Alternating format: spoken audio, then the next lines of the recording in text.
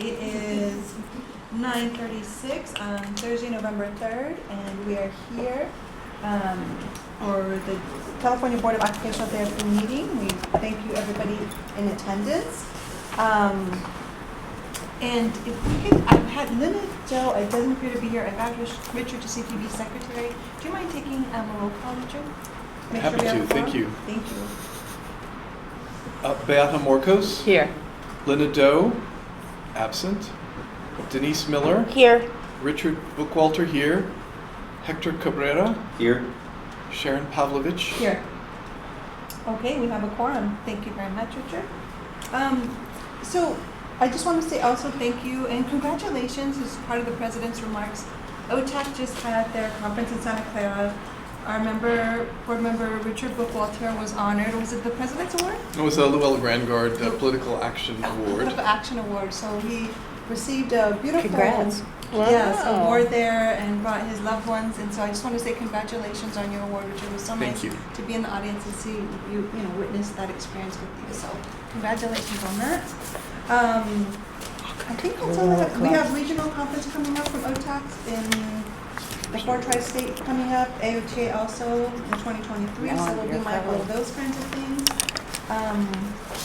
And again, I just wanted to acknowledge Pima Medical Institute, their Occupational Therapy Assistant Program, for hosting us, having us here at this wonderful facility to be able to interact. So thank you very much for Pima and who did I meet this morning? Alicia, Alid, and Alex for all the work that went into hosting us here. So thank you very much. And in terms of introduction of new board members, I'd like to take this time to introduce Mr. Hector Cabrera. Thank you for being part of our Occupational Therapy Board. We're finally glad to see that face behind the name. We welcome you here. It took a while, huh? Yeah, it took a while, but you're here, and that's all that matters. Thank you. And since you're new, I know it's a little overwhelming sometimes when you're new, try to find out the process. I wanted to introduce our lawyer, Helen Geoffrey, and just maybe she might speak a little bit to the process so you understand a little bit going into today what that might look like. Helen, do you mind just? Sure, of course. I'm Helen Geoffrey, Board Counsel. I've been asked that not only because we have a new member, but it's always a good reminder that we kind of provide an overview of Bagley-Keene. So the boards and bureaus as well as departments of California are vested with the specific specialties of the people's business. So this board conducts the people's business regarding licensing, enforcement, and regulation of occupational therapists. And so in doing so, because we're still conducting the people's business, meetings must always be in public. All action must be in public unless it's specifically designated to be in closed session. And even if the board were to meet only for closed session for a particular reason, then we still would need to notice that. We would need to open the meeting, allow for public comments, and then go into closed session. Closed session is generally only for privacy reasons, so evaluation of the executive officer, handling discipline, or receiving legal advice on litigation. And because it's private, that's why, but for example, the enforcement would then later be made public. So general, and then if anybody's following the case, I suppose they can get that information too. So, but it's very important to know what a meeting is because it's when the need for the public to be involved in the people's business is triggered. So a meeting is a quorum, which is typically half plus one. Sometimes it's set in statute. And here this board is 4 members. So anytime they meet, so if we have 4 members that accidentally go to a convention and whatnot, it becomes really sticky, but particularly if you discuss board business, it could be on the phone or virtual.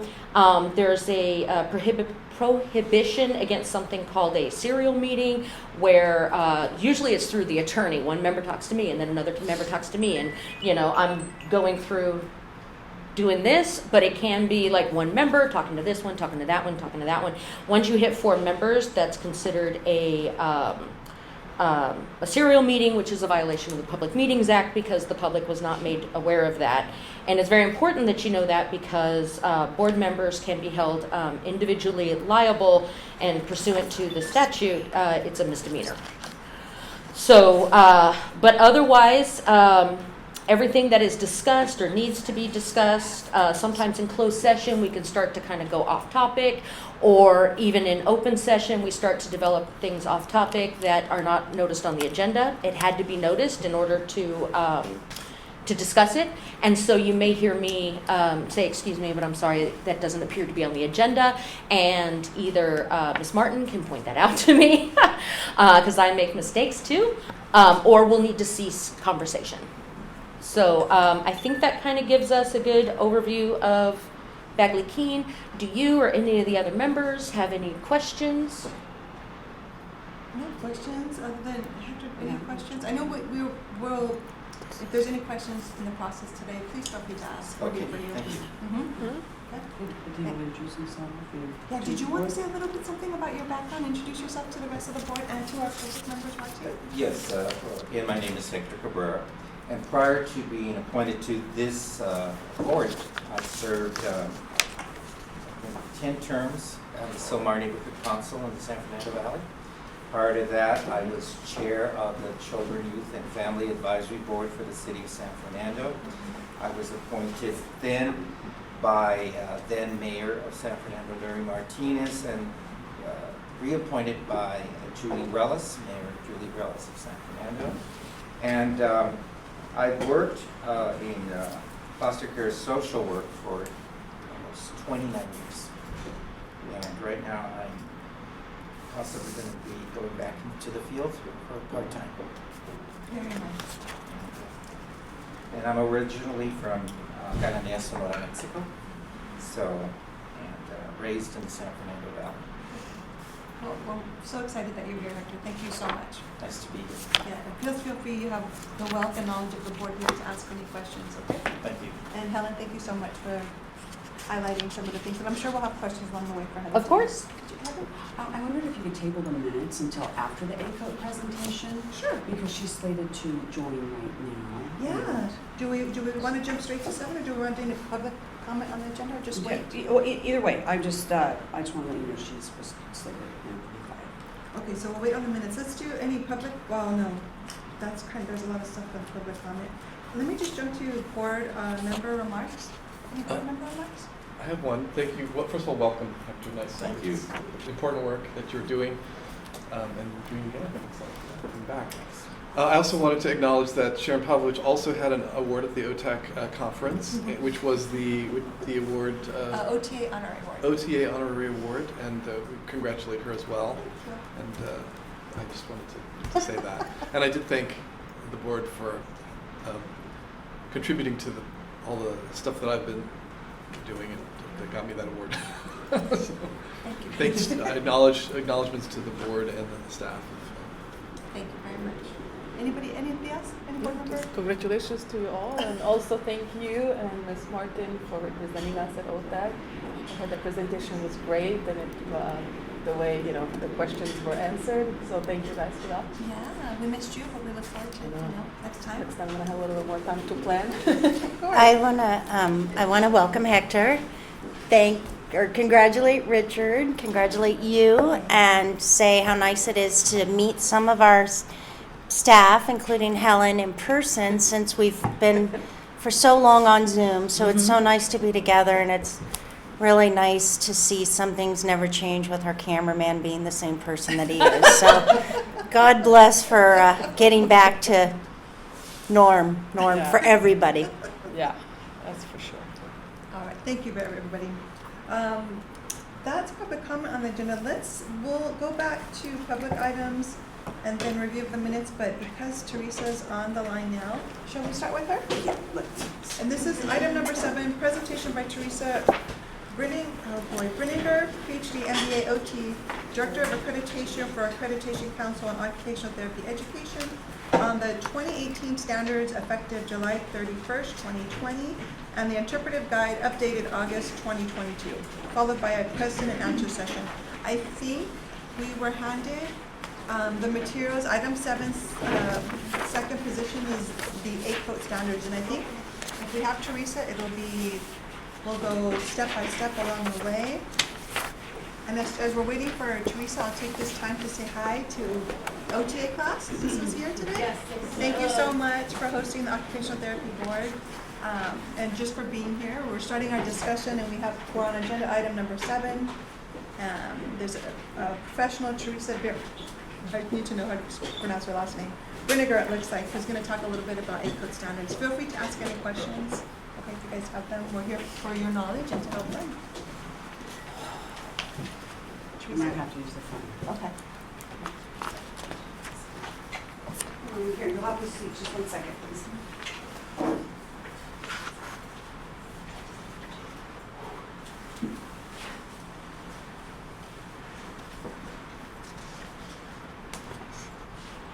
Hi, Teresa, can you hear us?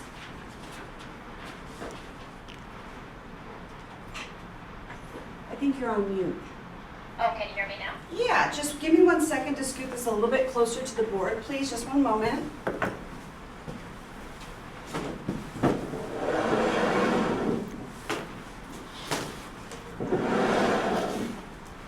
There you go. Hi, Teresa. This is Sharon. How are you? Good, how are you? Good. We all If I turn have. on my camera, can you see me? I can see the initial. Let's see if we. Yes, we Hi. can see you now. Oh. How are you? Glad to have you here. We have our standards in front of us here.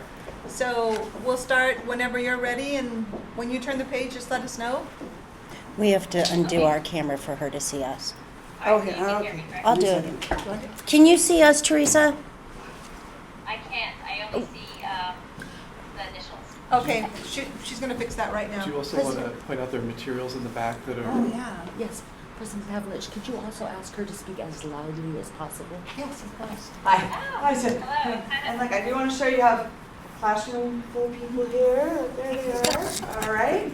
And back to the board. I think it's up to something. I'm going to set on my fingers a little bit. Or just tip it. Just to- All And right. there's a meeting agenda There's minutes if good. you guys, if That's anybody good. wants them, they're in the back. There you They're on go. a little keychain kind of roll thing. If you Heather, it wanna was see better we're where at, it we're was on because agenda item number 7. Sharon was in it when you had it back there. Just hit got it. You can tell I spend my life on Teams and Zoom. And Teresa, you might need to project louder than usual, just for, How's because we that? have an audience in the board, so you might have to come out of your comfort zone just a little bit to speak so we can all hear you. Okay, can you hear Oh, me now? You have the background effect on. It's fine. I'll fix it. Just don't worry. Yep, Okay, am I loud enough? maybe a skosh more would help. I think I'm in my speaker, so hold on. Let me see if I can. Can you guys hear? I have some thumbs up, Teresa, so we're good. Okay, I'll try to talk loud as well. Okay. Well, thank you so much. I'm Teresa Berninger, I'm the Director of Accreditation at This is what I was worried about. Because the webcast takes so much bandwidth.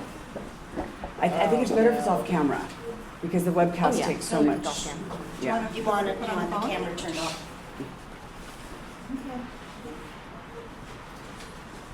So the camera's off. Darling and manually looking at. I think you just have to admit her. Looks like we're trying to get her back in the meeting. Well, she has to if it dropped on her side, she has to rejoin.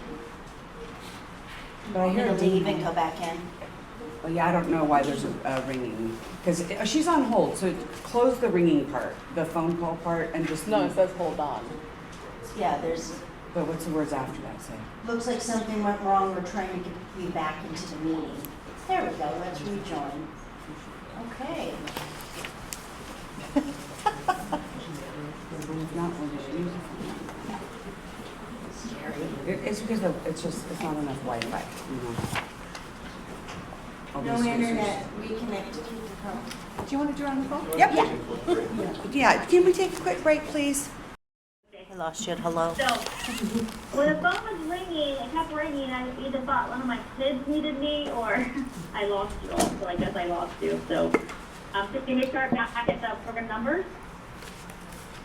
Yes, please. Okay. So, the second slide, the program numbers So the first chart is our programs in the accreditation process. I like to show this slide because we do have a lot of programs in the accreditation process. And then I pulled out the California numbers. Can you just tell me how much time I have? I don't want to go over. You're fine. You take the time that you need to, Teresa. Okay. And please ask questions as we go. So the second chart on the bottom is what your programs are in the California.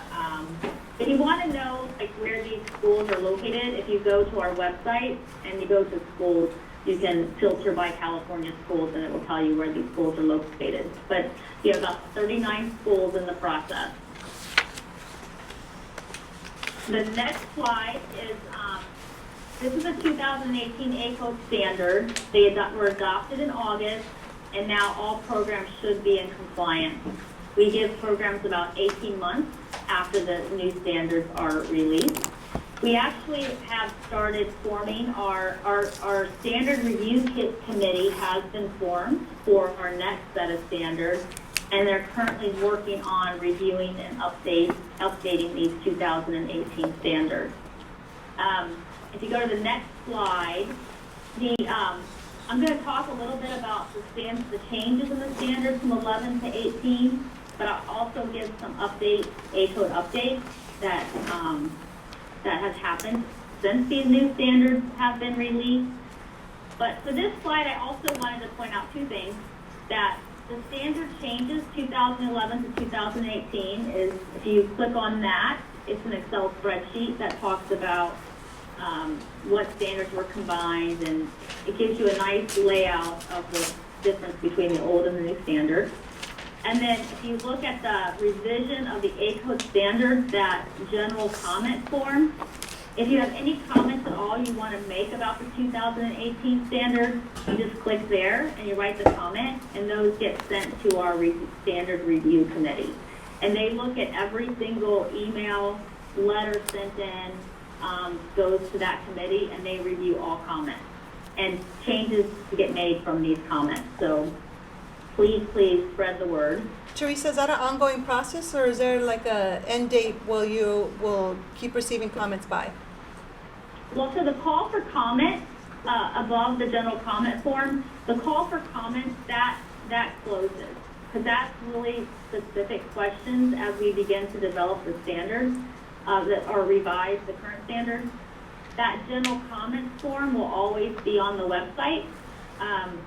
Because we do have, our policies require that our standards, we have a standard review committee that continuously are always looking at the standards. So if someone added a comment and, found a discrepancy in the standard or wanted us to consider something, it goes to that committee, then it goes to ACODE, and then there's a whole process if we want to change the standard. But yes, that general comment form will always be on the website. Okay, thank you. So the next slide is 2018 standards, just some general changes. We took out the C, we took out the doctoral standard from the C section and renamed it as section D. And then they created several new D standards. We added the whole OTAB program, so a lot of the bachelor requirements are also in these D standards. And then I think the biggest complaint we got from these new standards was we did decrease the amount of standards. We have a lot of standards. We did decrease them, but we created these super standards. As a reviewer, I find it to be easier, but I guess as a program director, they do not like our super standards. So that's sort of what happened with that. So the ACODE, now our standards and interpretive guide have 4 sections, A, B, C, and D.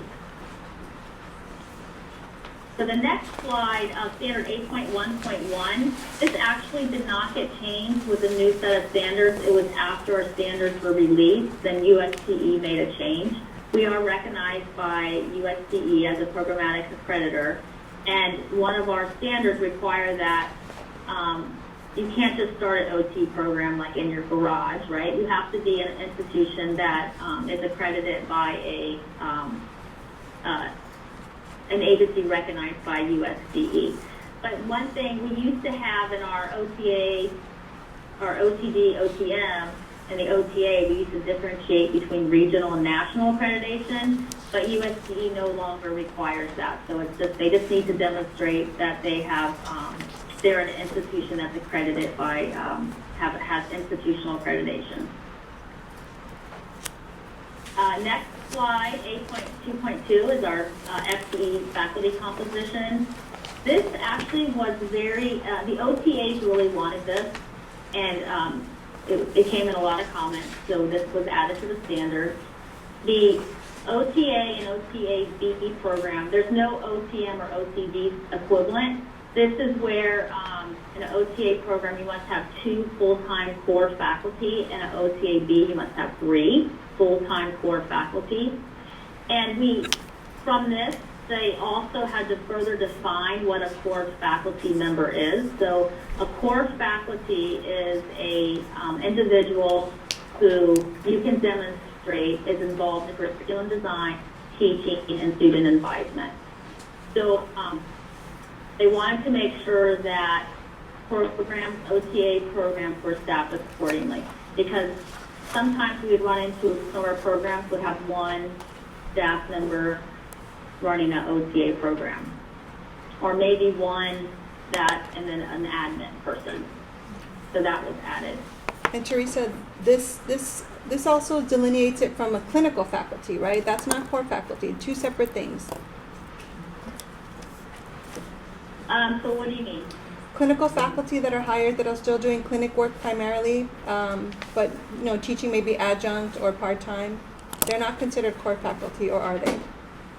Correct. So sometimes our standards do allow, so if you're adjunct, you could be considered core, but you have to demonstrate that you're doing all these 3 things: curriculum design, teaching, and student advisement.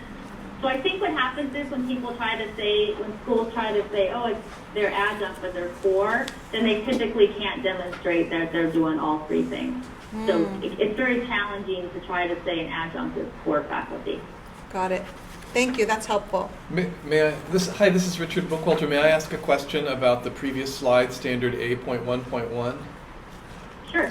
Yeah, I'm interested in the USDE accreditation recognition for sponsoring institutions and affiliates in terms of when in the accreditation process, when an institution, a program applies for accreditation, and then maybe they're not fully accredited yet, but they're at an early stage.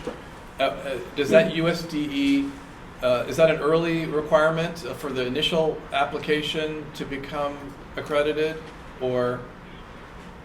So it's in the candidacy application. However, if they're applying for it simultaneously, we could give them provisional candidacy status. So they could be admitting students and having them go to field work and not yet have the USDE accreditation or the ACODE accreditation quite yet. Oh, that's a good question. I'm trying to think how we handle that. So they can. So are we. Yes. So I'm going to say no for they. You're right. We have to wait. They wouldn't get candidacy until they had their institutional accreditation, because it would be too big of a risk for the student. Right. Thank you.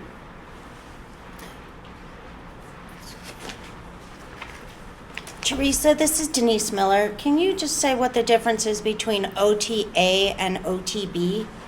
One having 2 and the other having 3? Oh, the OT, you mean in standard 8.2.2? Correct. So the OTA is the associate degree level, and the OTAB is the bachelor's degree level. That was just added in the 2018 standards. Thank you.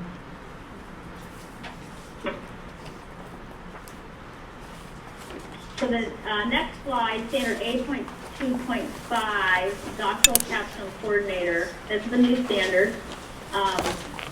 This is basically like our fieldwork coordinator standard. They wanted to ensure that there is an individual that's responsible for ensuring the students meet all the D standard requirements.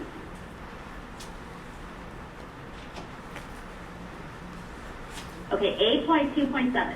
This was probably the standard with the most feedback during the standard review process. The standard was fine at the beginning, right? All full-time core faculty or who are OT teaching the program must hold a doctoral degree.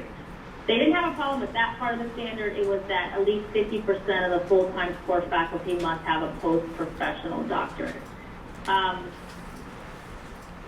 Originally, the council wanted this to be 100%, and then it went to 75, and then they landed at 50%. They didn't want OTD programs to produce entry-level OTDs and then teach in their entry-level OTD. They wanted to ensure that a portion of the program had post-professional doctorates. It was also added to our 8.2.7. 50% of the core faculty must hold a doctoral degree. But the community didn't really argue much about the OTM. And if you go to the next slide, the OTAB. And then the next slide, the OTAA. They didn't really argue much about, they didn't have a problem with that OTD. And programs were really concerned that they wouldn't be able to get their faculty. But it's not a commonly cited standard. So I think the programs have figured it out. But it's not really that common of a standard to be cited. The next slide, standard 8.2.9, sufficient faculty. This standard, this was in the 2011, but they did add to the OTD and OTM that faculty responsible for content related to research and mentoring students on scholarly projects need to demonstrate ongoing scholarly achievement. The next slide, section 3.0 and 4.0.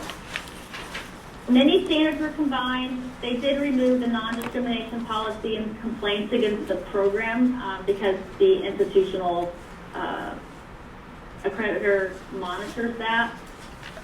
And that's pretty much the only changes to 3.0 and 4.0. Teresa, this is Sharon. Can we go back for 1 second to A2.9? Sure. Yes, sufficient faculty. Yes. Yeah, on scholarly projects, I must demonstrate ongoing scholarly achievement.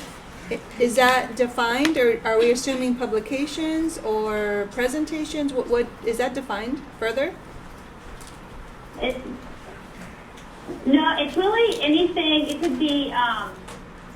could be research projects, presentations, publications.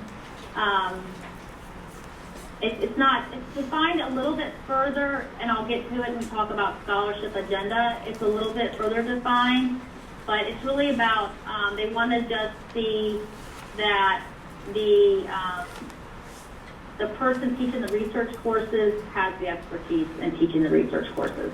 Okay, thank you. And I think I have another slide that will talk about scholarly activities. Okay. So standard, I think it's slide 15, standard 8.5.2, curriculum preparation and application of in-depth knowledge. This again was already in our standard. They added to the OTD and the OTAB. They wanted to ensure that the capstone experience and the capstone project are not just add-ons to the end of a curriculum. They wanted to ensure that this was part of the whole curriculum process. And we still kind of run into some of our master's programs that are going into doctoral programs. They are just adding on, and they're not really integrating it into the overall curriculum. I think we're getting there, though. Okay, the next slide, standard 8.5.3. I'm not sure if you heard about this. This was kind of a big deal for the past year and a half. ACOT received a complaint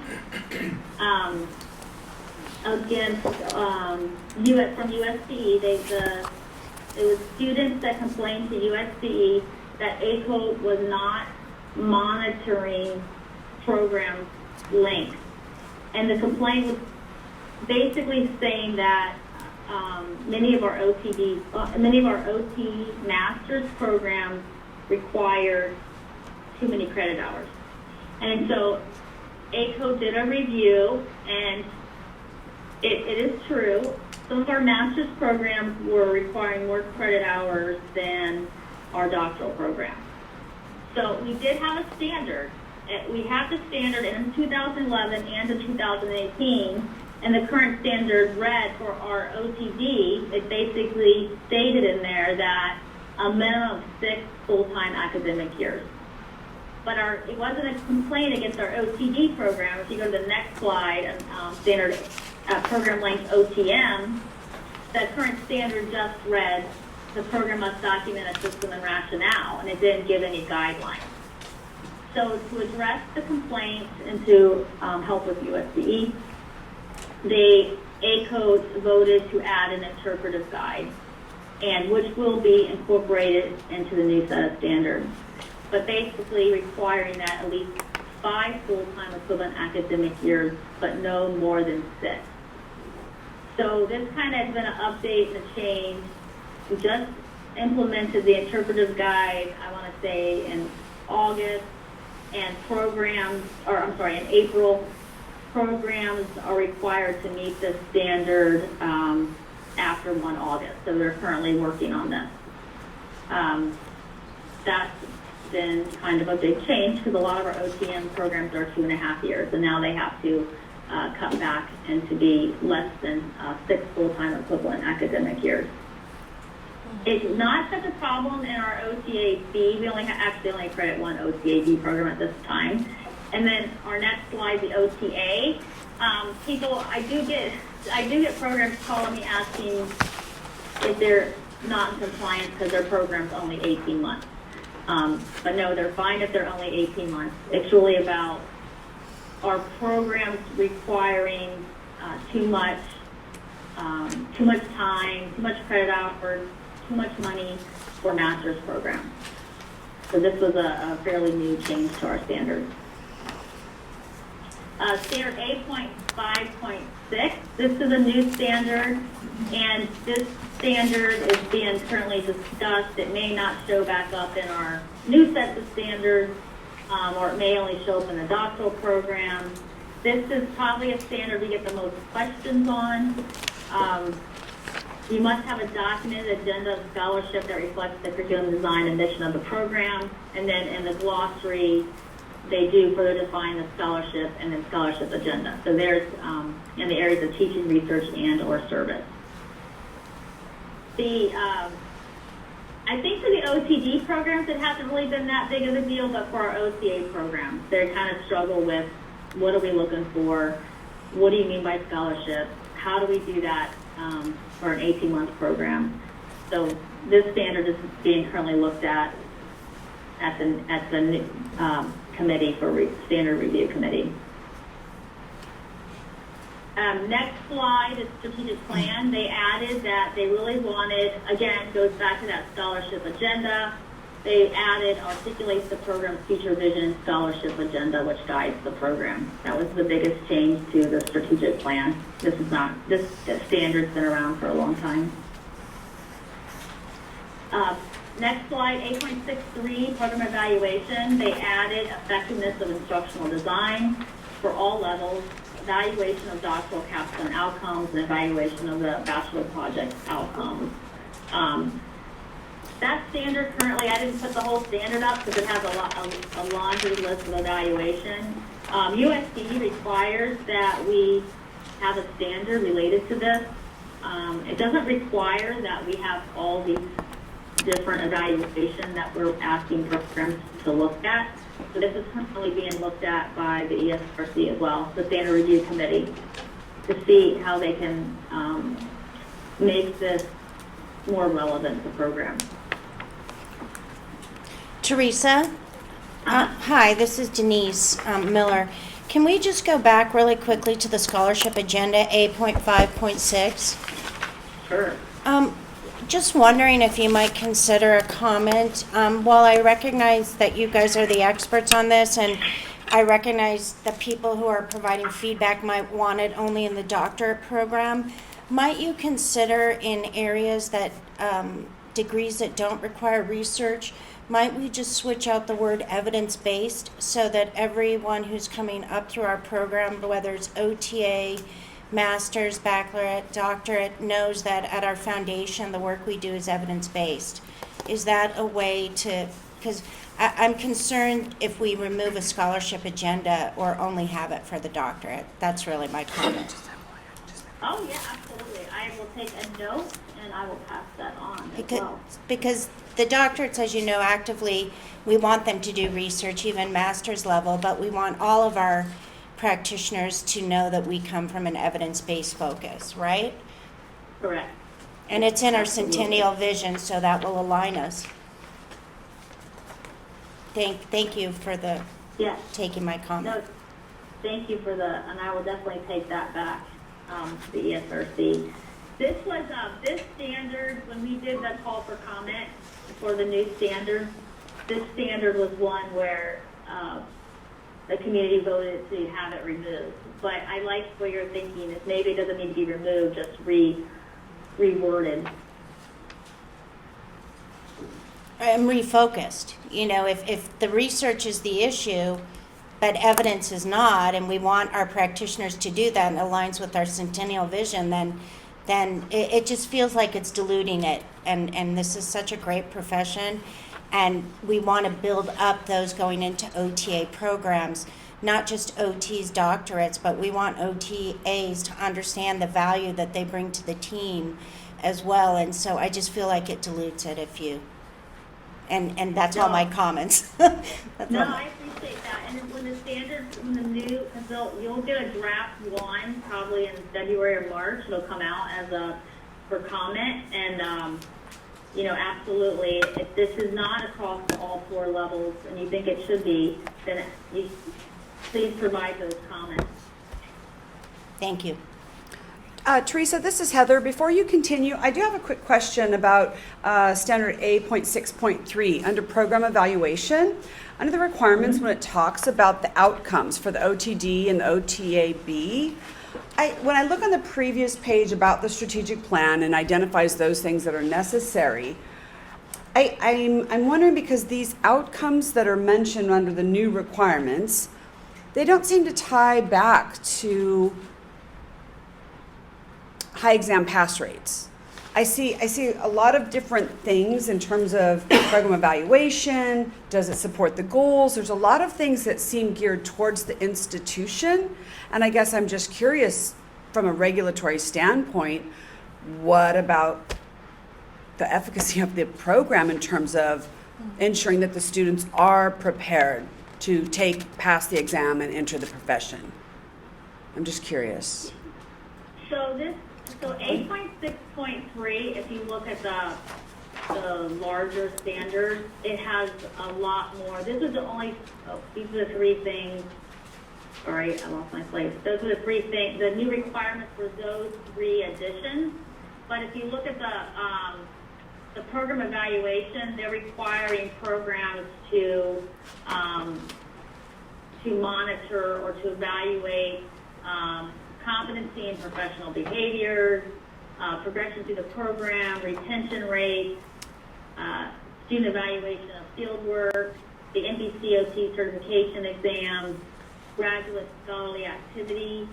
So this is just, I only pulled out the new requirements, but the 8.6.3 standard requires the program to evaluate about 10 different areas. Okay, thank you for that. Yes, I appreciate that. Yes, thank you very much. I do appreciate that. Yeah. Okay. It's a long standard and it didn't fit on the slide, so. Yeah. No, thank you. I appreciate that. Okay, so the next page is the B standard. This is a fairly new requirement that programs, when you go through, if you're uploading a self-study, that ACO used to require that for each B standard, you uploaded a learning activity and evaluation. So they're no longer requiring programs to upload that learning activity, but that learning, you still need to list that on the syllabi, right? So it's not like we forgot about it. They still need to list it. but the standard really is about how are you measuring the student is learning the content. So it's really just about that, how are you evaluating that? So they no longer require that learning activity, which is, I think, very good for programs. But they do require the evaluation. How are you evaluating that students are learning the requirements in the B standard? The next slide is B.4.16, dysphagia and feeding disorders. You know, this set of standards that the council or the committee is really looking at is trying to differentiate between the OTD, OTM, the OTA A, and the OTA B. So this was kind of the start of it. They changed the terminology a little bit into OTA, OTA B. It's the demonstrate and versus the evaluate. The same in the next standard B.4.17. The same thing, trying to differentiate these degree levels, and they're actually really looking at it this next set of standards as well. Can I? Sure. Yeah. So these particular standards are of special interest in California because we have advanced practice in the areas of feeding and swallowing, physical agent modalities, and hand therapy.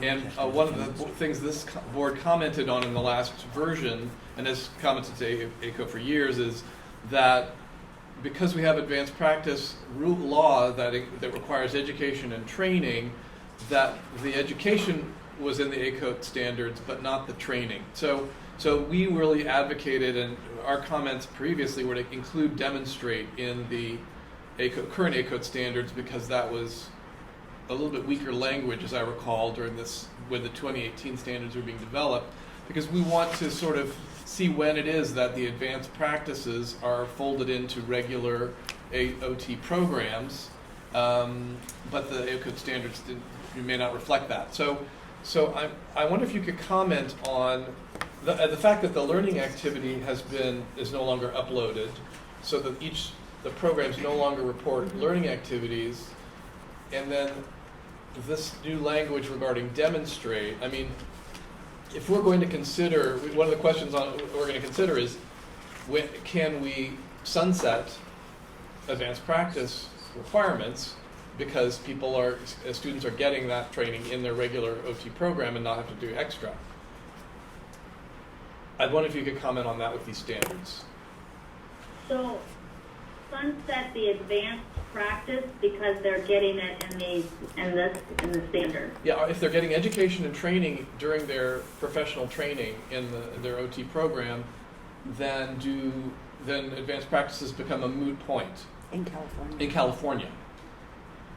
So Potentially. that's interesting because I think that's the problem. That's one of the, not problems, but one of the complaints or comments with our standards was that we're entry level. And so the comment is continuous. Are we overreaching? Is it still entry level? When is it no longer entry level? And those are discussions going on at AOTA. This is the ACO, the Standard Review Committee. So I would say no, the advanced practice is still needed because there's so much information that an entry-level OT needs to have that I don't know how you can go, like for hand therapy. You know, I think most people get a splint, maybe a Saturday splinting class, but I don't know if anybody would feel coming out of an OT, entry-level OT, unless they were in a doctoral program and really specialized in hands, would an entry-level OTM therapist feel like they were advanced practice. Well, the other issue is that in like 47 other states, an OT can come out of school and do hand therapy, feeding, swallowing, and PAMS, but not in California and with a couple of other states. So that it is acceptable as an entry-level practice. There's no regulation of that entry-level hand therapies, feeding, swallowing, and PAMS in like 47 states. And this is Heather Teresa, and maybe I think when I first came to this board in 2005, I realized advanced practice is a little bit of a misnomer because all it does is shows that, because at the time of the licensure law, there was no minimum national entry level education requirements across all the programs. And so that's why advanced practice was required in this state. Provide additional, supervised training and additional education. And so to the point, what Richard's trying to say is that if the curriculum does require this, that California would like doing away with it, because again, advanced practice does have different meanings within other healthcare communities, but for this board, even our board's website that says approval by the board means you've only demonstrated minimum entry-level competence to provide these services. And that's one of the reasons I believe the board's looking to these standards, so that because they can already do this in so many other states, that if in fact there is this minimum, that it doesn't matter which state you graduate from, that you can say I have this education, and then that's what he's talking about, kind of like sunset the advanced practice, not for current practitioners, but for those who graduate under the new requirements. Is that kind of? Thank you. Sorry about that. I just kind of want to explain. Advanced practice sounds like it's a little bit more than actually what it is. And Teresa, this is Denise. I might add just to your original point about the comment that people might think you're overreaching. I would just encourage you and the rest of the board that's working on this to know that you're not overreaching, because you really want to go to the states that don't have curriculum that graduates, that, as was explained earlier by Richard and now Heather, you really want to go to the lowest hanging fruit in many ways, because from a regulatory standpoint, it's going to make it so much easier if our curriculums address these, and then if something comes before us as a regulatory board, we would have a better foundation upon which to build upon. So we feel, I'll just speak for myself, but I believe this board has looked at this so much that we feel very strongly, or I feel very strongly, that we really do need a foundation from our educational accrediting body so that we can continue on and regulate to the good work that you've done at that level. And if I could just add, Teresa, I appreciate the pushback you get from the OT education programs whenever ACOTE establishes another requirement. I'm hoping that you, in your journey, can bring up the fact that from a regulatory perspective, there is a demand for increased specificity around hands-on training in these areas, and that's what it's not just about how hard it is for my educational program to add this thing. It's also there's a on the other side, in the regulatory side and in the practice side, that we need to assure that the consumer is protected by having education and training incorporated into the educational programs. So let me see if I understand. So basically, you're advocating to maintain these demonstrate, evaluate, because like with the 4.17, the superficial thermal and deep thermal agents, so for the OTD and OTM, it is a demonstrate. Yes. I am advocating for that. Yes. You're advocating to keep those in. Yep. Demonstrate, Yeah. yes. And add demonstrate to dysphagia. And add demonstrate to swallowing, and add demonstrate to hand. I don't see the hand standards here, but I don't think they'd get that through. No, yes, I have that. I think that for the committee, I'm not concerned they would take away the demonstrate for, definitely not this one, the 4.17. But I appreciate that feedback. I think the standards, I don't think, it's one standard. I think that's the issue. There's, B.4.17. There's not many, if you look at our standards and our B standards, there's a lot of B standards, but there's not, like this dysphagia one, B.416, this is pretty much the only standard relating to feeding disorders. So it's an entry level, but I don't think you're going to get, are you advocating for more of these types, or? I'm advocating and applauding that you've even addressed it. So if for those who who are asking you to remove it, that comment overreaching. I don't think you're overreaching. I think you heard Richard say we're not overreaching. Heather, you're not overreaching.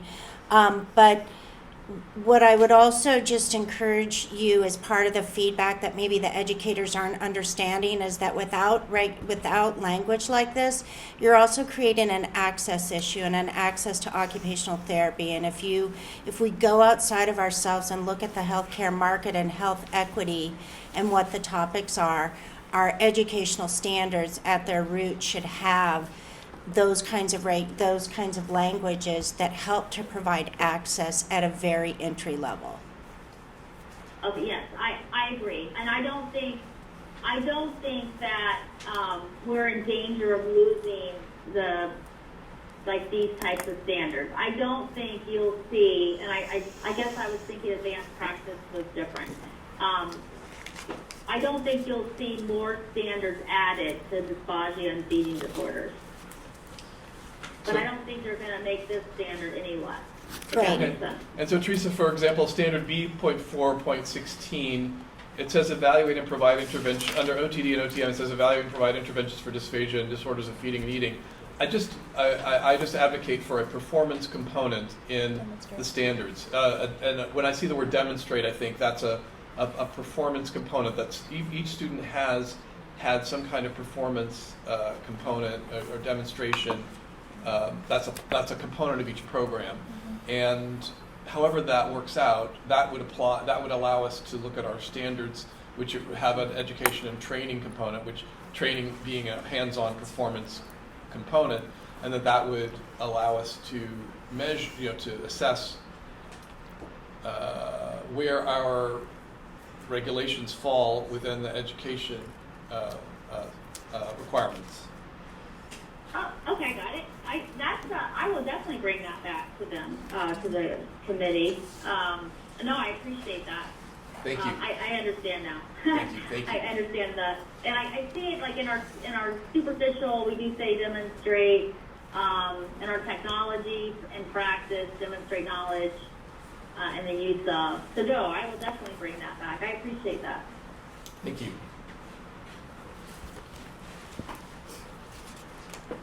Okay, so I think we're on standard 4.2.9, reimbursement systems and documentation. This was a combination of 3 standards. I think they were trying to just streamline the standard a little bit, but no change. It was in 2011 and it's been maintained in 2018. The next standard, D.5.3, is a new standard. Business aspects of practice. The committee felt it was important that they were exposed to the business aspects of practice. So the standard was added to OTD to all levels. Another new standard was B.6.6, preparation for work in an academic setting. The committee felt it was important that, the reality is we have OTs that come out of their program and do go into academics, and they felt that it was important that they were exposed to at least a little bit of what that meant. C.1.3, fieldwork objectives, they added to this standard, ensure that fieldwork objectives for all experiences include a psychosocial objective. And that, this one's always, I think it's always a little rough for reviewers to review, but I think it's getting better.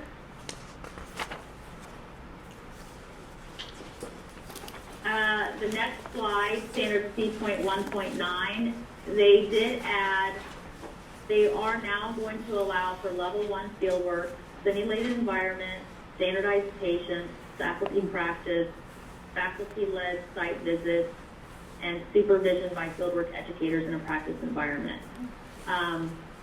They do expect that all these level 1 fieldwork, if it's in clinical practice or if it's in a simulated environment, is comparable. They didn't want, they wanted to make sure that all students were getting the same level of experience with their level 1 fieldwork.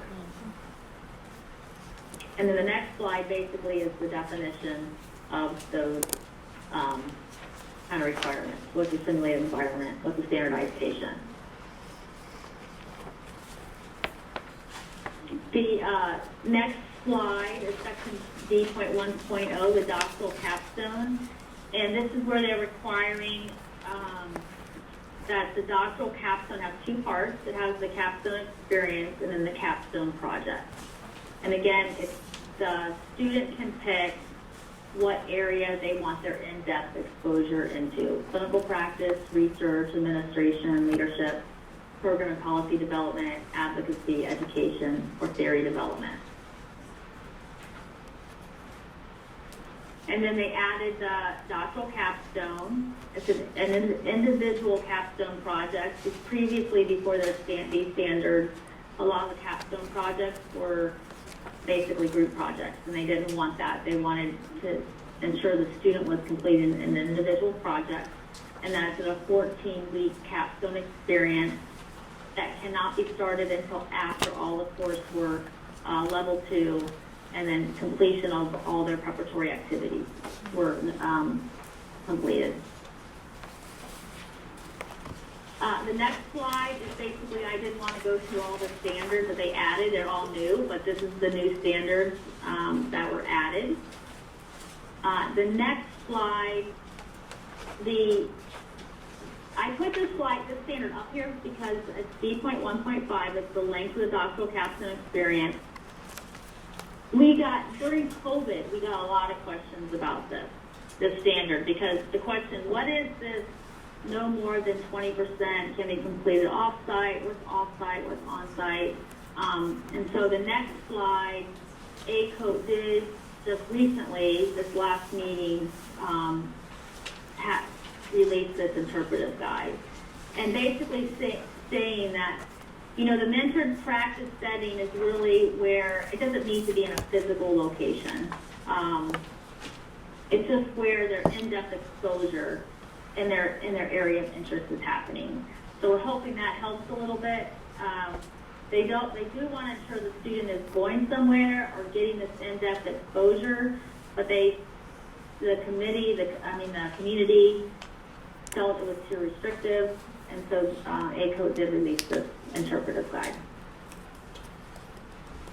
The next slide, D.1.0 for the bachelor's project. Again, this allows for an individual or group project, which is really focused on the bachelor's. And then the next slide are the D standards that were added to the OCAB program. And that's pretty much it for a high overview of sort of the changes that happened 11 to 18, and then more recently, the changes that ACOE were voting on. Teresa, this is Sharon. I'm going to open it up for board member comment and also for public comment after. So can you hold on just a sec? Okay. Okay. Any other board member comments? Teresa, when are they coming out for comment again? I just want to put it in my brain to look at my email. Yeah, so you can always go to the website and add comment, but the next December is when ACOE will look at the draft for the next set of standards. Mm-hmm. And so hopefully, if they don't have that many changes, we're hoping February it'll be another call for comment. Okay. And it usually comes out in like a survey form. Perfect. Thank you. Thanks for your time. I'm sorry, this is Heather. Teresa, how long is that call for comment period? Is it like 30 days? Is it 2 months, 3 months, a quarter? No, it's usually only, it's 1 in week. February, it probably will be 4 to 6 weeks. Okay, thank you. If it was 3 or 4 days, we needed to be watching closely. That's all I wanted to know. We have to have a special meeting of the board, yeah. Thank you. Yeah, no, it's open, and then we tend to send it out to all the communities. It will go out to, we try to send it out as far reach as we can. So hopefully we try to get as most, we want the feedback, and we want the community to speak, because we want to know what their, this conversation was a great discussion about demonstrate and advanced practice, so I appreciate that, and I will bring that back to the committee. So the committee looks at every single comment. Okay. And we get interesting comments. I would have to share, when we send out call for comment, I think one of the comments was to remove all the, to remove all the D standards, I think. Remove all the D standards To remove all the D standards. for doctorate? Yeah, well, yes. So, And you were surprised. well, it's interesting how people perceive, or what they want to get rid of, I guess, or what they want to, but it's interesting. As a regulatory body, we appreciate that. Yeah. There's a deregulation group. Well, I thought during COVID, we got tons of emails and questions about, can they just not do field work? So that, I think it all kind of comes together at field work. So ACO stood fast to know it's going to maintain their fieldwork requirement, and they also, we got lots of questions on, can they lower the NDCOT requirement? And the council just didn't. They didn't. The only standard they really changed during COVID was they allowed, in the doctoral standards, they allowed students to start their doctoral capstone prior to, maybe before their field work, if it wasn't clinical based. So if they were going into policy or advocacy or education, they did allow them to do their capstone, start their capstone experience. So that was kind of the only modification they made. Teresa, how long was that in effect for? This is Sharon. So yes, it's still in effect because they were following USD's guidance, which is 6 months after the pandemic. And I'm not even sure if they call the pandemic is over. They haven't yet. So it'll be ending soon. I think ACO will go to pull it back. Okay. Let me open it up for public comment. Are there any public comments regarding any conversations we've had for Teresa that has graced us with her presence, or any conversation you've heard? Anybody curious to ask any questions? Ali. Hi Teresa, this is Ali Azine. I'm the academic fieldwork coordinator here. I just wanted a clarifying question on the B standards. Going back to that slide where you mentioned that programs aren't required to upload learning activity, but then the final bullet point in the supporting materials, programs must upload evidence that they meet those standards. Can you clarify on that?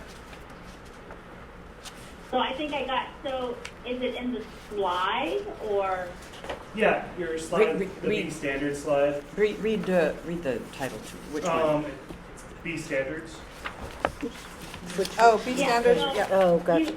You have to upload, so before ACO required of the learning activity, like was it a presentation, and then they required the evaluation, maybe the test question.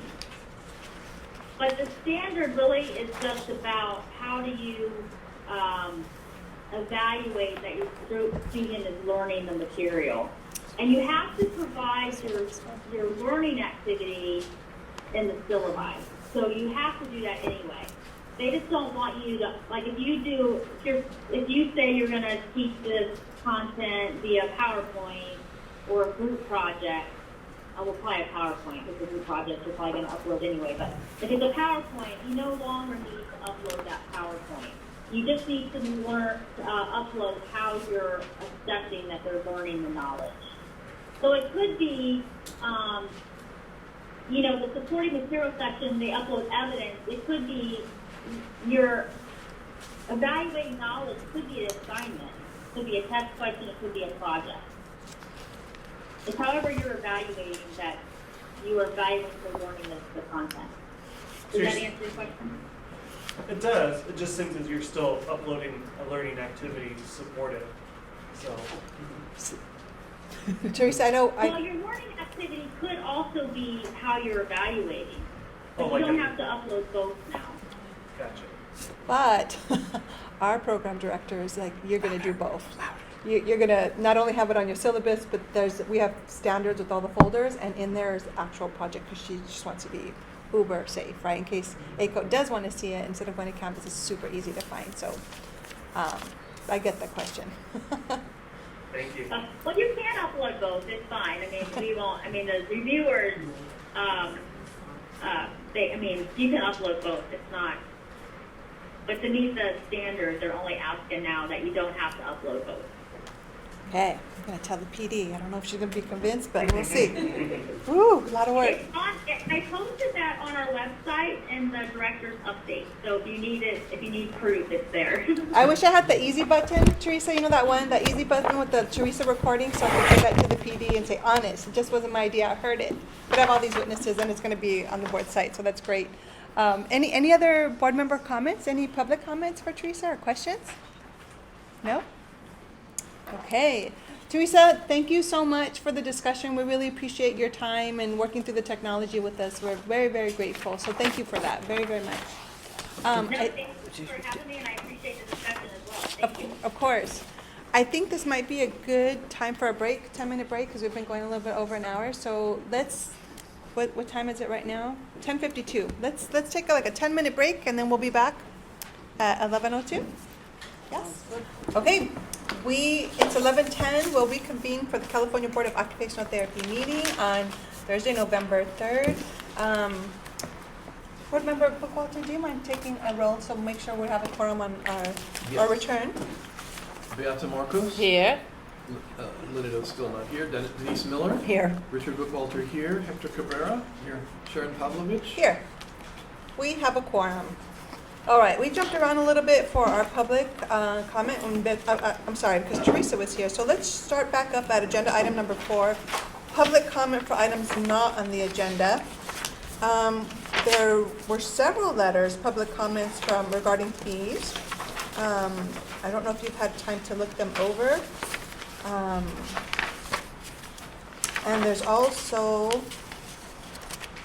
a letter about help from a therapist asking about pelvic health and internal assessments for clients.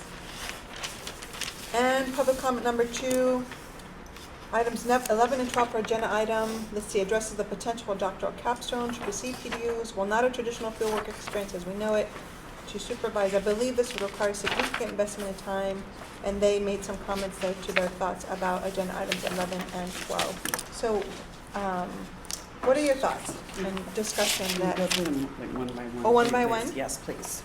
Can I, just to make sure that overall I understand it, because we had one that came in our packet, which is about pelvic floor. We had others, we had a second one that came to us that is about capstone, which is what we learned today, and then we have a number of comments on the fees. Is that the takeaway? So then what's before us today is to identify which items to put on the agenda? Correct. A future Okay. agenda. So let's A go one future, by. okay, because I'm there. I'd say put them all on except the pelvic floor. I don't quite understand.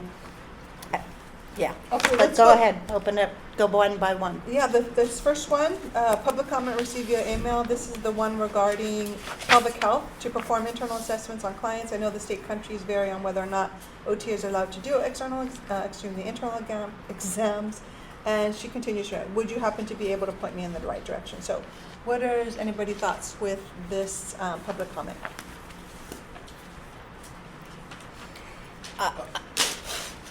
Not opposed to the exploration of the topic. I just think that the feedback to this question, they need to do a little bit more discovery work before bringing it to a regulatory board. For example, have they gone to the professional board? Have they gone to the PT board? This is legal, if I may. We can't discuss it. We can only decide whether or not we want to put it on the agenda. Oh, sorry. So, sorry. So that was my fault. I thought we could have more discussion on it, but no, it's only to. Only, correct. only It's to the just- point to clarify if you do want it to go on. I think there is an item that's later on in the agenda, and then we can discuss it during that agenda item. Okay, do we want to put this on the future agenda? Well, are we No. allowed to respond to this person without putting it on the agenda? That's what my comments were. They were a response to this person. Yeah, it simply says it cannot discuss it, and so I would be uncomfortable with even providing a response until we put it on the agenda. So therefore, they have noticed that they can also be present and also discuss with the board. But how further do we comment. put comments? So for that reason, I would say I would speak in favor of putting it on the agenda so we can. Yeah, or if it's something, for example, that, somebody asks, well, how do I know how many continuing educations I need? You get direct staff, go ahead and answer that question for them. But if otherwise, it would be appropriate to have it listed on the agenda for the public to get the comment, including that individual. So just to make sure I understand this, to even discuss, if we don't want it on the agenda and we want to provide comments, we have to still put it on the agenda to have discussion about that. Yes. Okay. For that reason, I agree. Why do we even have this section then? It makes zero sense. Well, to accept comment, to include was to whether or not the public brings up something saying, I'd like to discuss this, and the board's like, I think staff can advise you. Or, okay, you know what, that's a good idea, or just thank you, and then you can decide, the president can decide later. Got it. If it would like to be on the member, but That makes sense. that way there isn't a whole lot of feedback from the board without discussion. Okay, so is there a motion? Yeah, can I just ask one more question Yeah, to sure. follow up since Helen? So on the next ones where people are saying I oppose or the fees or whatever, we could just send a thank you letter without putting it on the agenda? Do we normally send a thank you letter for comment? Or acknowledgement? I think he's meaning an acknowledgement. Thank you for your comment. I mean, Yeah. we Or, you could say, thank you for your comment, but it. would Direct that staff require- to Would we have to go? Yeah. Would you have to put it on the agenda to direct staff to do that? No, we can direct staff to respond, or simply whatever is standard practice for receipt of comments, then that will be handled, internally by staff for whatever is standard. But it's just basically, you don't want to put too much information out there until we discuss it, because when you speak as a board during a board meeting, it's board business, which was not noticed on the agenda as a potential board topic. Do we need a motion? I do. This is, because this one came early enough, this is the only one that made it to the board's website. All these other ones came, after conference, and so that's why you got paper today instead of receiving it. I do want to tell you, though, that this was a session at the OTAC conference. Wow. So I'm just putting that out there. So, taking the time to ask the board, for further direction. This is an ongoing practice issue. I just The want to internal share. pelvic line, right? Yeah. Okay, I'll make a motion that we put this. Oh, well, hang on, pub- I'm sorry, Mr. Cabrera had a question. Yeah, it's so that I'm understanding this correctly, so we can't comment on this until the next Not to meeting? substance, right, not to Yeah. substance. Okay. So part of notice is, the reason why it doesn't just say, for example, regs. The public needs to know, well, what regs, what are we talking about? And so it would say, discussion of these regs, or potential decision if regs are necessary for this topic. By law, the public is required to receive adequate notice that this is something that they may wish to be interested in, that may impact them, or that they need to be present for comment. And so during this section, you'll see where it says the board may not discuss or take action on this item, except to determine whether or not it's a future meeting. So right now, the public has noticed that there may be comments, including some from the gallery, and however, anything that comes from the gallery or whatnot, it won't be discussed. We'll determine whether or not we want it on a future meeting, and that also permits the board to decide not to put it on a meeting, if Future that makes agenda. sense. Yeah, or future agenda, yeah. Just the individual that wrote this to Heather, The staff, sent yes. this email, would they have to be present at the second? No, that's why it's included. So had they been present, we wouldn't have provided this unless they asked us to.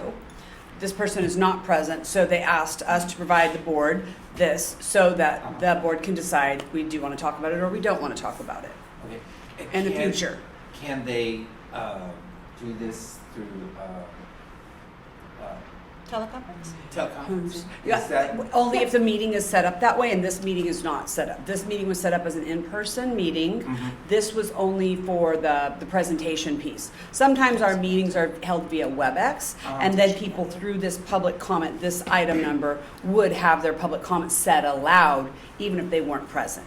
but she will or he will or? They will. We use they will- acronyms. They will get a response to this If question? Depending what we vote on today, if there's a motion Yes. to bring it back to the Be- agenda. Right, because it's either going to be the board discuss this and we'll put it on a future meeting agenda, Uh-huh. or it will be the board has decided to not put this on a future meeting agenda. Okay. Does that help, Mr. Picard? Does that help? Yep. Okay. Beata, Yeah, I just would like to make a motion to put this public comment received via email on the agenda, on the future agenda. I second. No board comment. There's no public, for public comment, so Richard, can we take a vote? Yes. Beata Morcos. Aye. Denise Miller. Yes. Richard Buchwalter, yes. Hector Cabrera. Yes. Sharon Pavlovich. Yes. Okay. That will go for possible discussion for a future agenda item. Public comment number 2 regarding, with appreciation from AVH MACOT/L regarding items 11 and 12 on the agenda. What is the pleasure of the board? I make a motion that we put public comment number 2 received by email on a future agenda. We have a motion? I'll second. Just, This is legal if I may, I'm so sorry. It does say it references number, 11 and 12? So then that would be on the current agenda, so we could discuss this comment during that time period. Oh, So I amend my motion to say that we will, I'm amending my motion to say that we take public comment number 2 and we address it during items 11 and 12 on the agenda for November 3rd, 2022. there's a motion to address when we're discussing item number 11 and 12. I'll second. Second by Beata. Any board discussion? Nope, if not, let's take a vote so we can talk about it, if we're going to talk about it 11 and 12. Beata Morcos. Yes. Denise Miller. Yes. Richard Buchwalter, yes. Hector Cabrera. yes. Sharon Pavlovich. Yes. So when we discuss items 11 and 12, we can discuss it later, okay?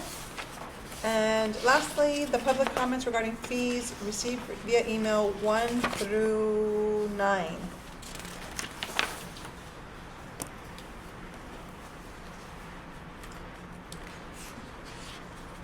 What is the pleasure of the board? Is fees something on the agenda for today? I do apologize. Hang on.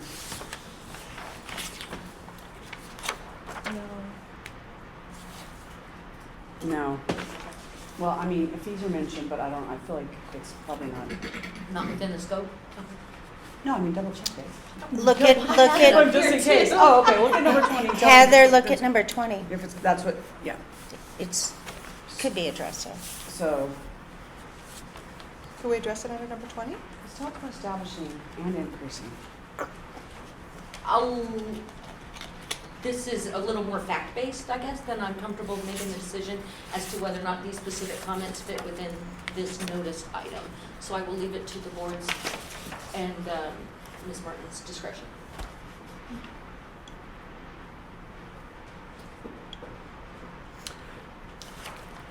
I speak in favor of putting the issue on the future agenda because it's part of the ongoing education about fees. It's helpful to have it discussed at more public meetings because people are always playing catch up with their. Yeah, that's what I wondered if it was a standing item. I think we have a few standing items, so, okay. It's a way of. Putting And it that on it's as a always standing safer to best notice the public, so. Could I ask something though? Can we do both? We can make a motion to put it on as a future standing item, but we can also make a motion to address these specific comments in item 20. If it's within the notice of number 20, there's no motion needed, it would just be brought up again. But if it would have to stay within the topic that was noticed. Does that make sense? So if part of the comment is, I don't like $5, and we're discussing $5 on the agenda, that would be within, but if it's, I don't like the purpose, and there's no purpose in the agenda item, then it would be necessary to discuss it later. I'm disappointed, But but I if the think the part historic- number 2 though, Pete, I think applies in your example. Okay. I'm disappointed to say, and here's my thoughts on this.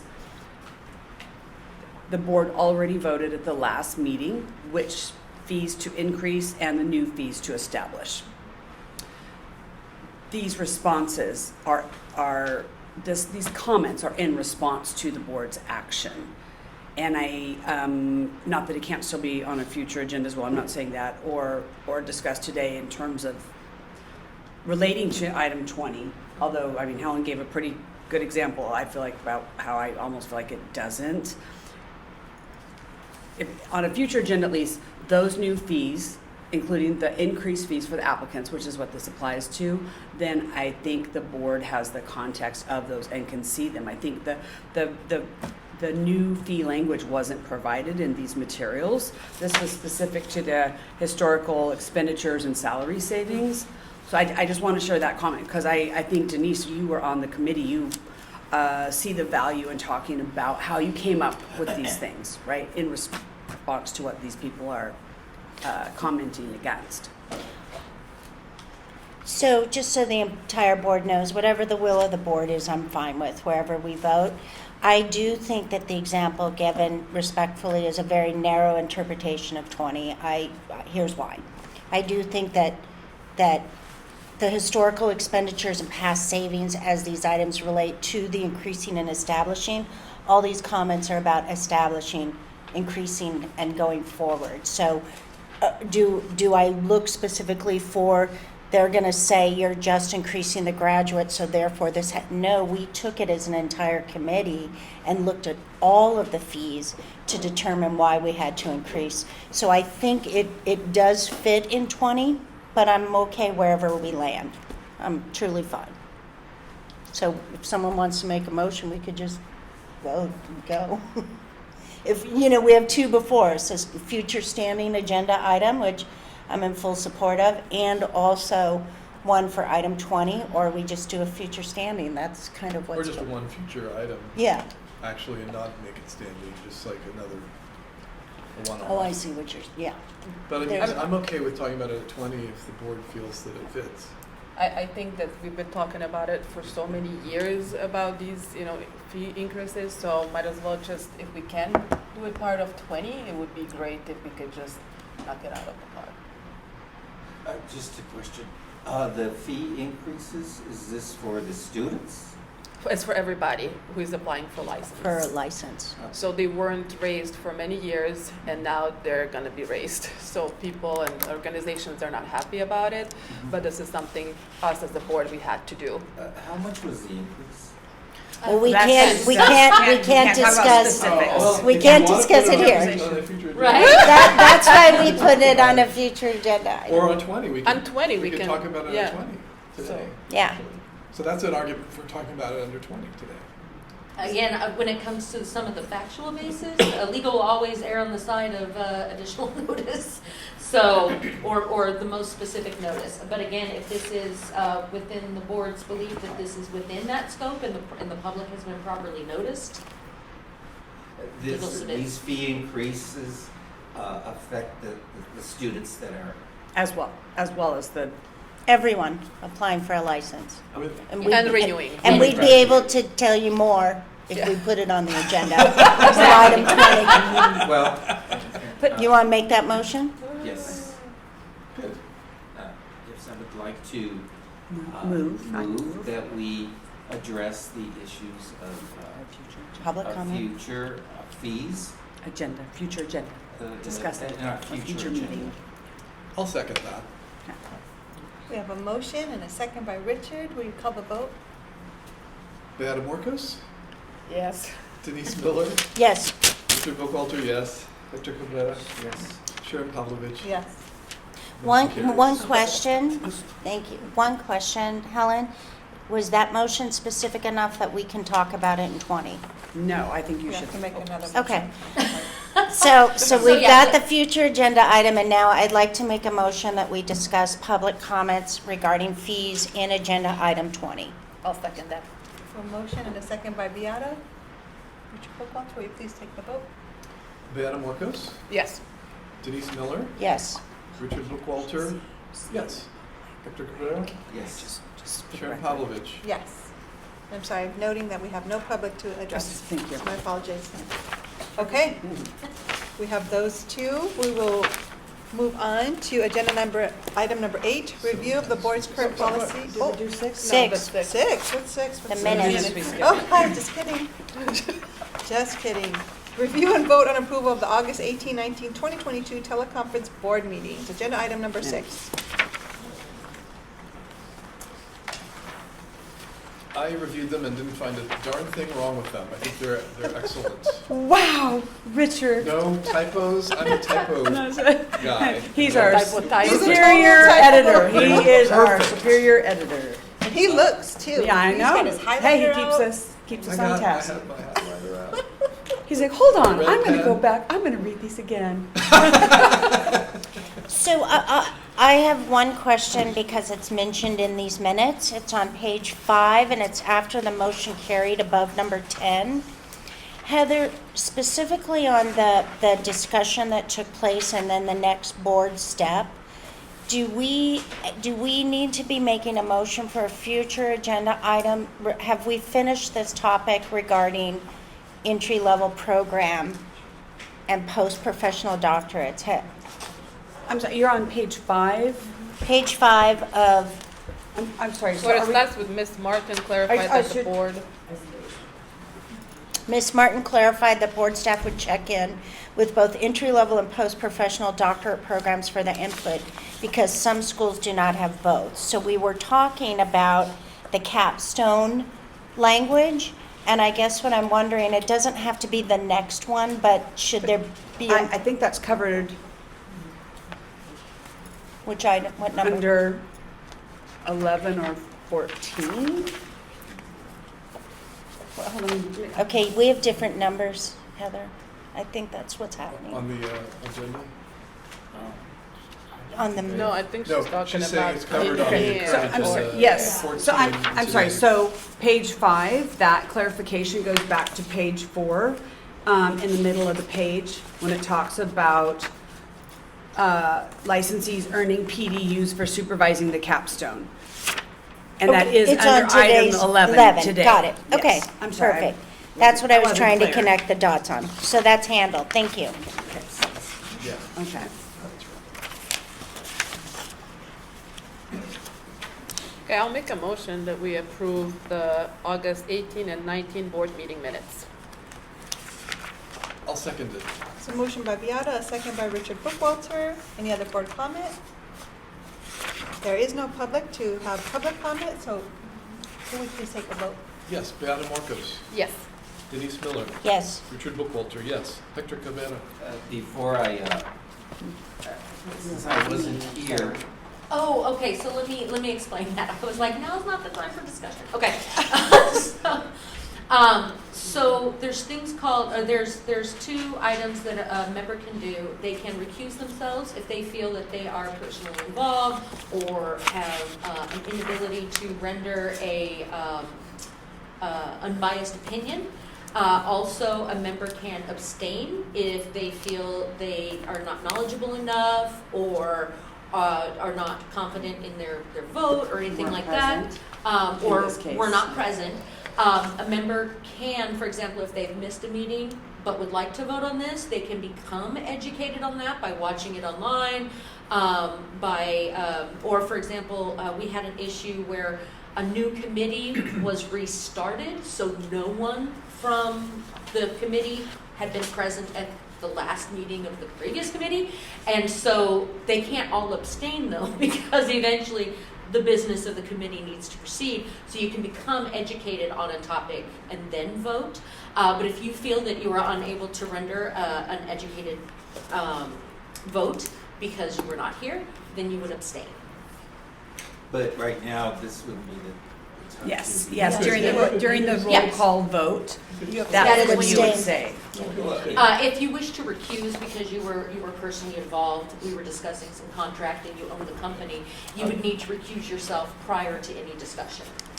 Okay, so I will So- abstain. Yes. Thank you. Thank you. And Sharon Pavlovich. Yes.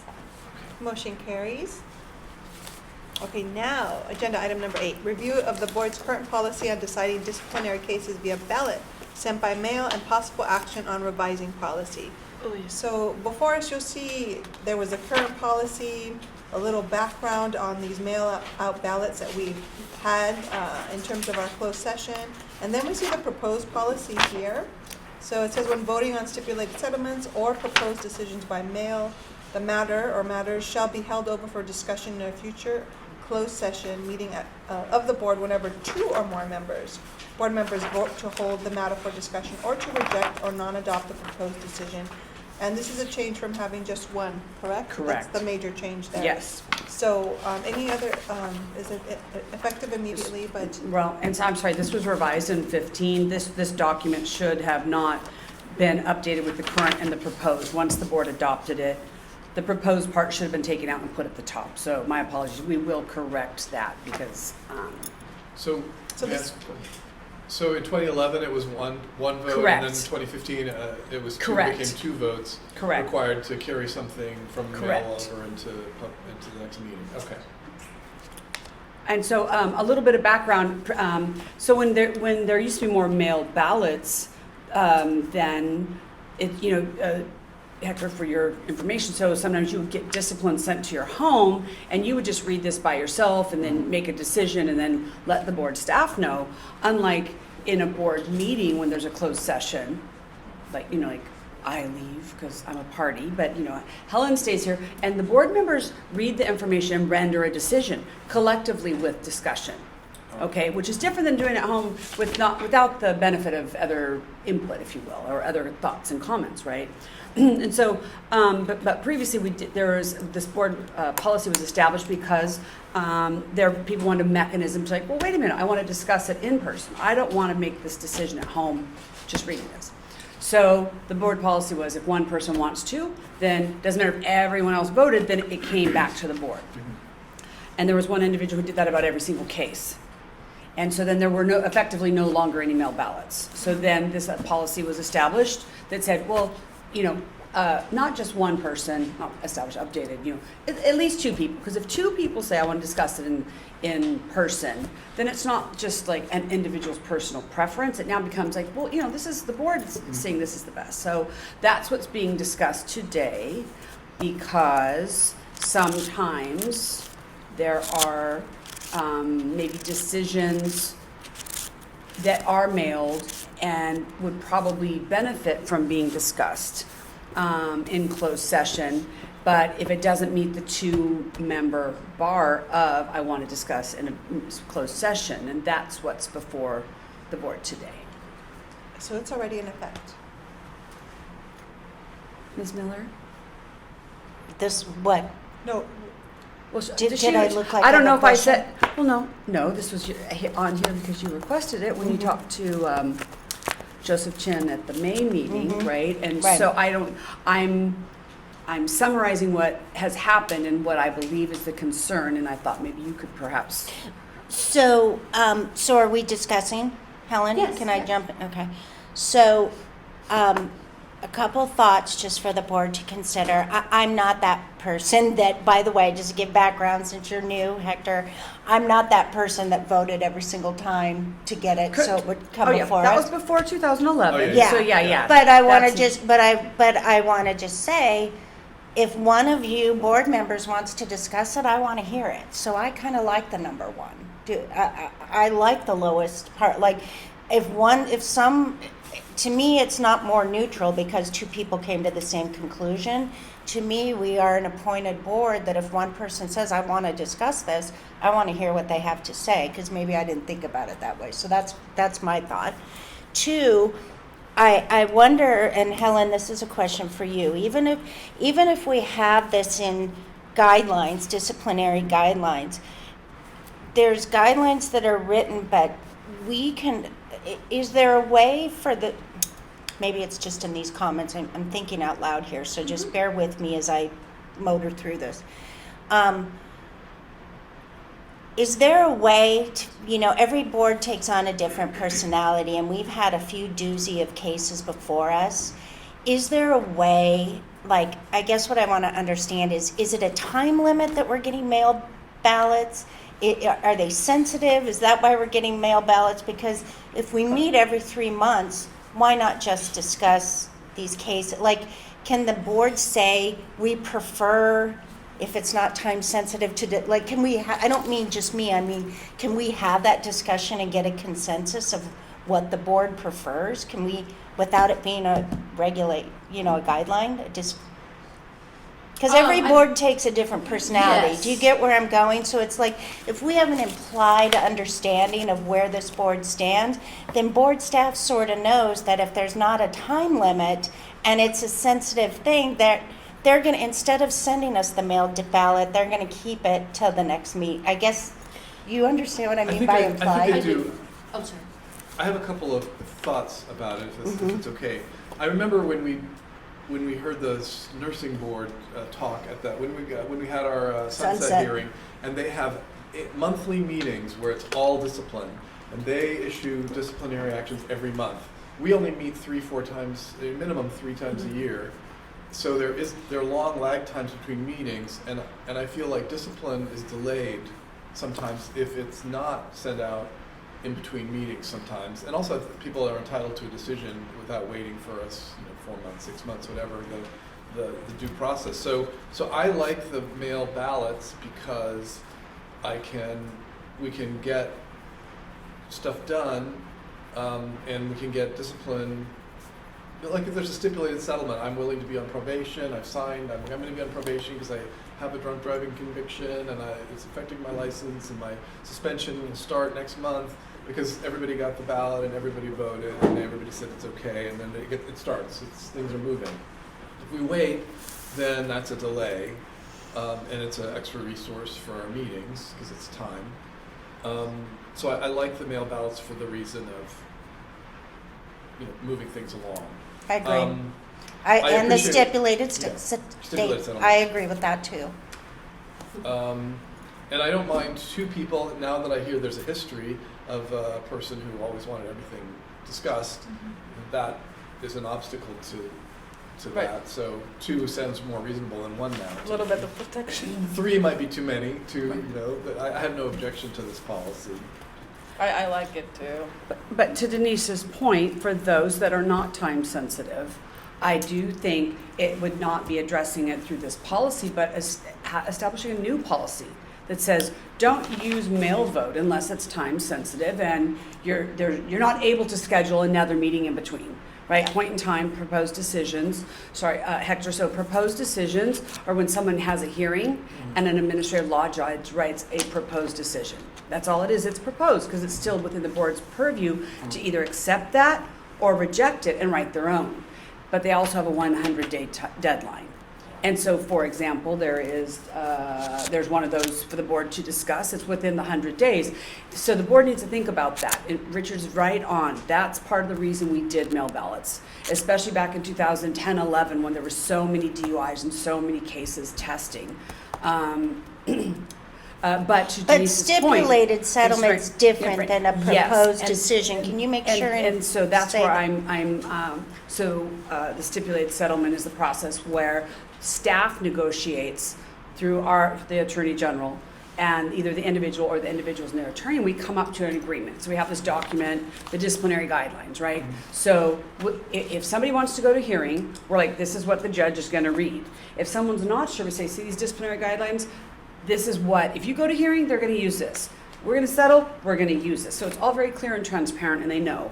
And to the point that through a stipulated settlement, that it does impose a discipline sooner. So if I say, yes, suspend me for 60 days, put me on 3 years probation, and I say that now, why delay it, right? Especially if I have a substance abuse issue that the board should be monitoring to ensure I'm safe to practice. I guess I should be saying me. I should be saying like But if it's if it's proposed decision, I guess to give him a realistic, to give you a realistic example, when we're doing proposed decisions, which means there's been a hearing, which means there's been documents, we don't get the luxury as an individual person to ask our attorney to hear what other board members think.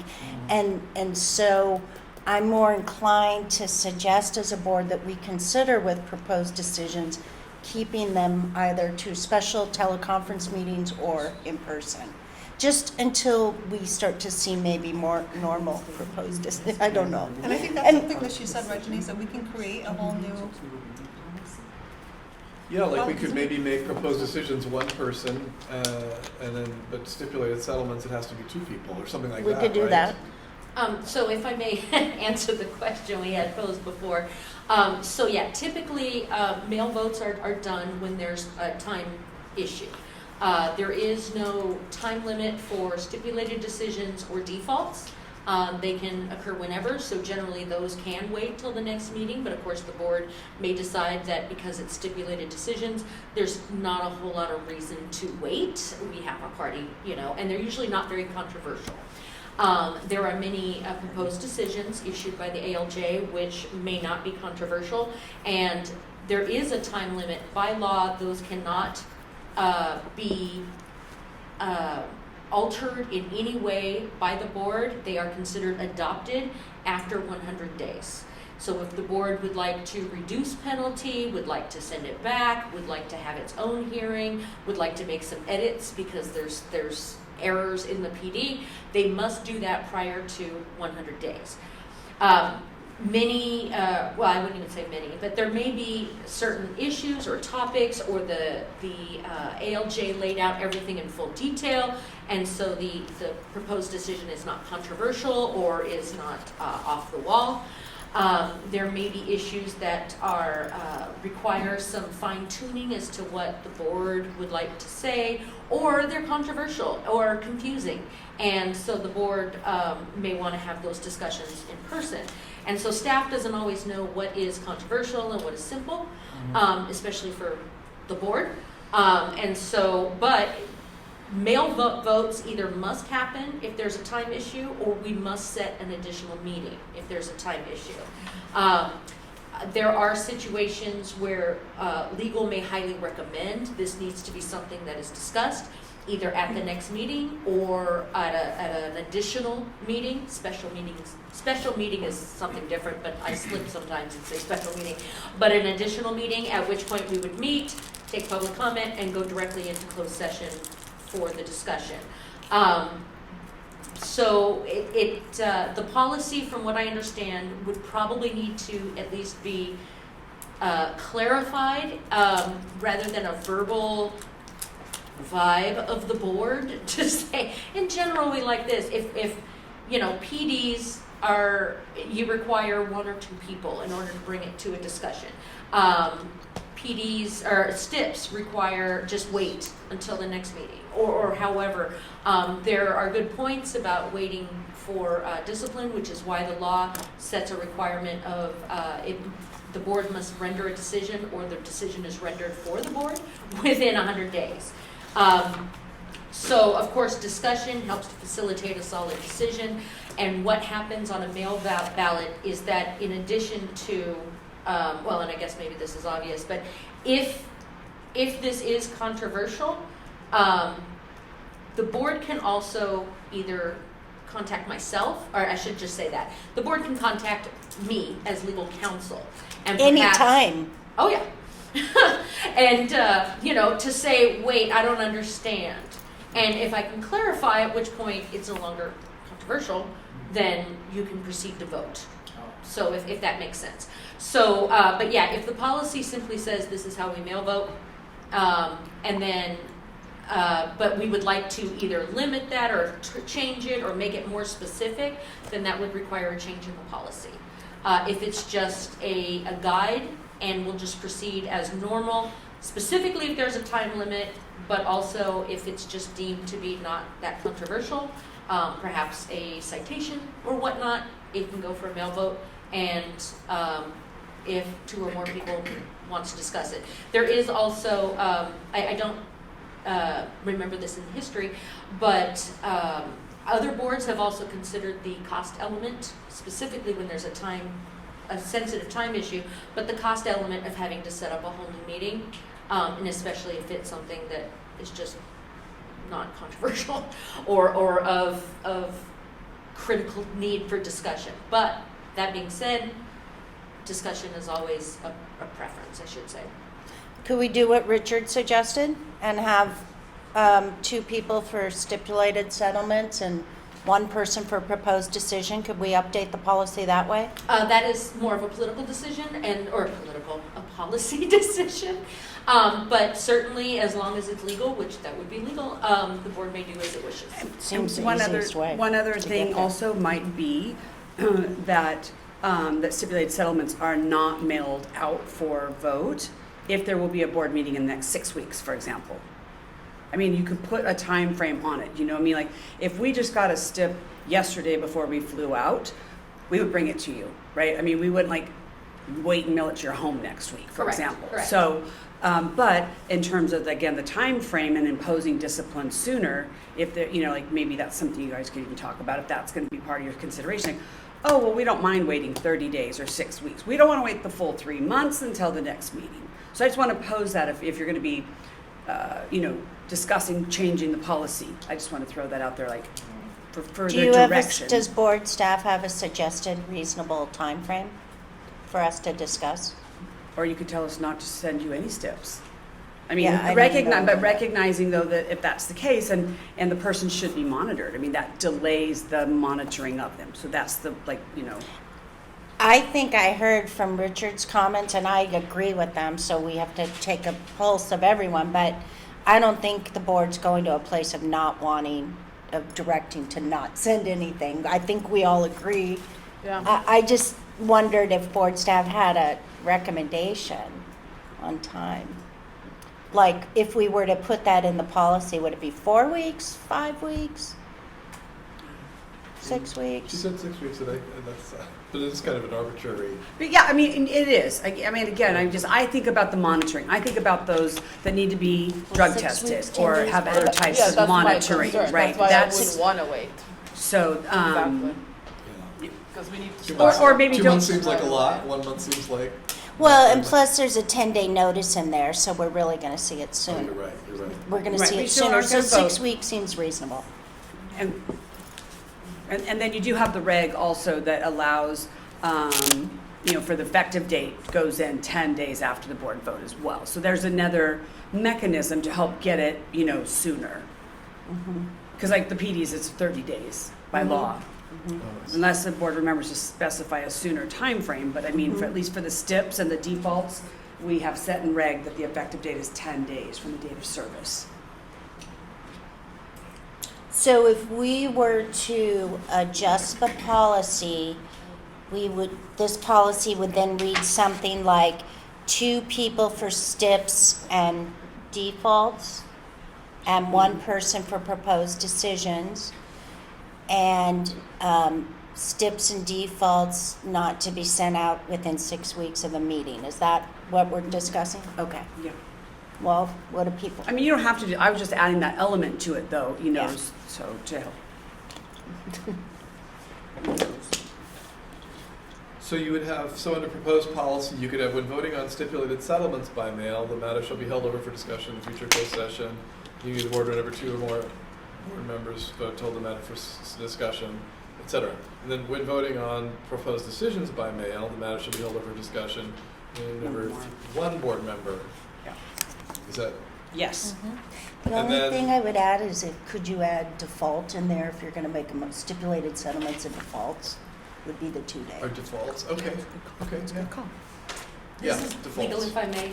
I don't know that my ability to advise the board, I suppose, would be overridden by a particular policy.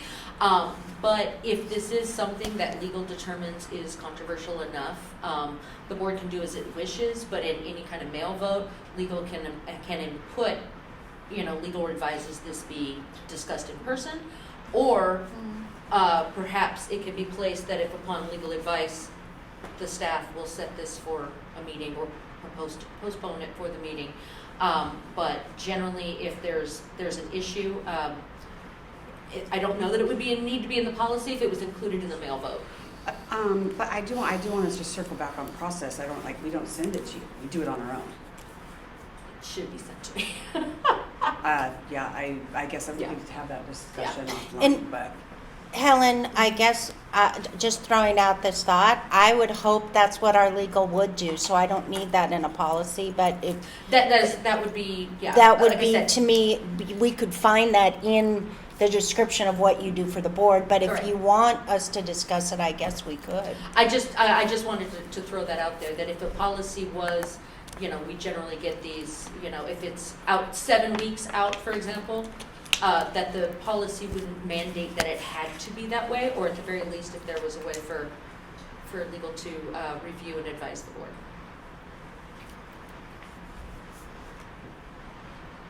And then would we also say, something like stipulated settlements and default decisions will be brought to a meeting if the meeting is less than 6 weeks away?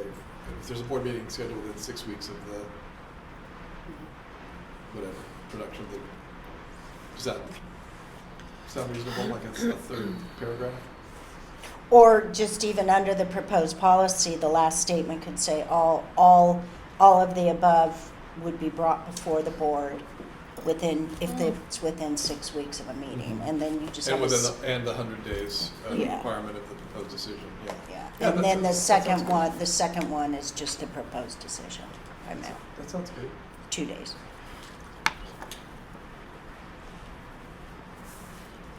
So now we need a motion, right? Yes. Do you want to do it, or do you? Could that pause? I move that we ask the staff to revise the policy on mail ballots held over for closed session and bring it to a future board meeting. Or no, do we do it today? Actually, that's a question. Do we have enough information to do it today? Or do we have to get most language and vote on it? I'd say though, but then we would have to bring it back to you before you could adopt. You can't adopt Correct. that today because you'd have to see it. You'd have to see So go the the draft. direction you were going. Yeah. And direct staff to bring that back, To the and next then meeting. you can, Yeah, then you can that's what I vote was- on it at the next meeting. That's what I was thinking. Okay. So let's I move that we ask the board staff to craft a revised policy for mail ballots and holdover for closed session and bring it to a future board meeting for approval. That was a first. I second. Second by Board Member Miller. Any board discussion? There's no Heather, you public. made a face. What was that about? Just And- wanna and make include su- those changes you mentioned earlier, or something like that. Because your motion just says revise the policy, but doesn't say I'd like to amend my motion to Thank you. request that staff include the revisions we just discussed to the policy in the draft. Amended policy. motion. Second? I second. And just making sure, as part of our discussion, those amended motions are specific to the time around stipulated settlements and defaults, the Yep. time around proposed decisions, and then the time to a live meeting. Is that, yes. do you need anything else? Well, not just the time, the number of votes per decision type Time as and well. number of votes. Yes. Yeah, We- your motion was correct. There was So a As long as she has it. Yeah, the specificity is good, though. I think we She got has it in I the think we comment. got it. Yeah, I think. There was a motion and a second. Any other board discussion? There are no public to invite public comment, so can we take a vote? Beata Morcos. Yes. Denise Miller. Yes. Richard Bookwalter, yes. Hector Corbett. Yes. Sharon Powell. Yes. Motion carries. Wonderful. I think this might be a good place to stop for lunch. I Works know- for me. All right, it's 11:57. We will adjourn for lunch for an hour. What do we have? Yeah, what did we Hour? have? Hour? Okay, an hour, so we'll come back at 12:57. And, Look. Let's be even. oh, Yeah, let's 1 be even, p.m. 1 p.m. Did you bring me something? Well, Yeah. we'll see everybody back at 1. We'll adjourn for lunch. Okay. It is 1:32. We are back in open session for the California Board of Occupational Therapy. Welcome, Pima Medical Institute. Also OTA class, afternoon class. So nice to have you. On behalf of the board, thank you for hosting us. Please feel free to ask questions and partake in, we have always after we discuss some board business, we always open it up for public comment. So feel free to do that and ask questions, okay? It's so nice for you to be here. I really appreciate that. I'm an OTA myself, yay. So thank you for coming. All right, we left off on agenda item number 9, discussion and possible, Hi, just kidding. Quorum. Could you take a vote to make sure that we're all Roll. here? I'd be happy Roll. to, President Pavlovich. Beata Morcos. Here. Linda Doe still absent. Denise Miller. Here. Richard Bookwalter here. Hector Cabrera. Here. Sharon Pavlovich. Here. We have our quorum. Thank you so much. Hi. I can see everybody, but it's nice, to have it in the minutes. All right, agenda item number 9. Discussion and possible action on sending public comment asking for a board position on whether advanced practice approval in hand therapy is required for non-complicated, non-surgical carpal tunnel syndrome to an advanced practice reviewer or reviewers for an opinion. So, do you want to? Yes. So you may recall this was a request received previously. The board did say, yes, let's put it on a future agenda, and then it was delegated to the practice committee, which has not yet met. Because this request originally came in May of last year, my ask on behalf of the public commenter is that we be allowed to send out the request to one of the advanced practice reviewers to review the literature, review the laws and regs, and render an opinion. A preliminary opinion does indicate that yes, they believe so, but I would like to do that. I would like the board's blessing on this, unless you want me just to advise the public commenter that this will be tabled until such time that there's sufficient representation on the practice committee to discuss it. So, I'm sorry. Your ask is that we assign, the board would have to assign it today. We could decide to assign it today to an advanced practice reviewer. Correct, because the Gotcha. board's last action was to put it on the agenda of the practice committee that doesn't have any depth in advanced practice. Yeah, no, I think that's it. None of us has a hand therapy certification on the board. None of the practitioners here has a hand therapy certification, and with the approval by the board, so I think that's a reasonable idea. Just one reviewer? Informally from one reviewer, I would like to send it to another one so you have two perspectives instead of just one as the end-all be-all. And then if the board does approve that today, then we would see that that happens and bring that back in February, which again would be like 3 months of next year's meeting, 3 months short of 2 years since they asked. Yeah. There is an argument against that in some ways, because the advanced practice reviewer will be a hand therapy certified person, probably. And there's an argument to be made that carpal tunnel syndrome is a condition that a general OT would, I mean, I see people with carpal tunnel syndrome and how they use mobility devices, for example, and it affects how you use a mobility device because it affects your grasp. But I'm not so I'm treating them with carpal tunnel syndrome as an occupational therapist, looking at the occupation of accomplishing their daily tasks. And sometimes our advanced practice reviewers can get into the weeds about hand therapy when it may be, it's kind of I don't know, my opinion is it kind of depends. I do want to say that this is the emphasis on the non-complicated, non-surgical patient. That's the emphasis of the public commenter. That's not like board emphasis for people listening. So in order to provide services to someone who has had an injury or surgery to the hand, wrist, or forearm, they have to get additional training and supervise on-the-job training hours. Education and supervise on-the-job training hours. And so to Richard's point about that, this is not surgery. Informally, I would say that someone, again, approved by the board in hand therapy, would argue that that it's from repetitive motion and that actually results in an injury, and that there are clinical reasons why, if you didn't have that specialized expertise, you may miss something in the assessment of this individual.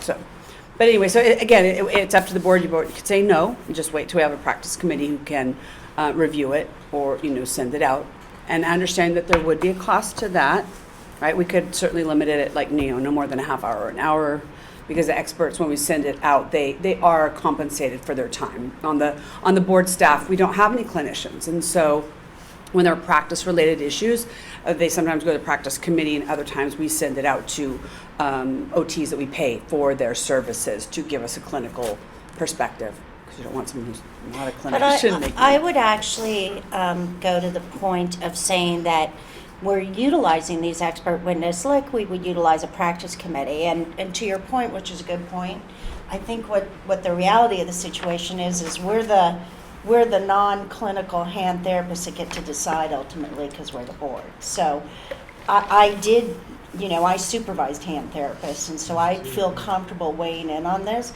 But that's why I'd like to hear from the experts who have this really advanced clinical degree, because then we can say, okay, this is where the rubber meets the road between what they're saying with surgery and all of that and what we know we need to do to regulate it.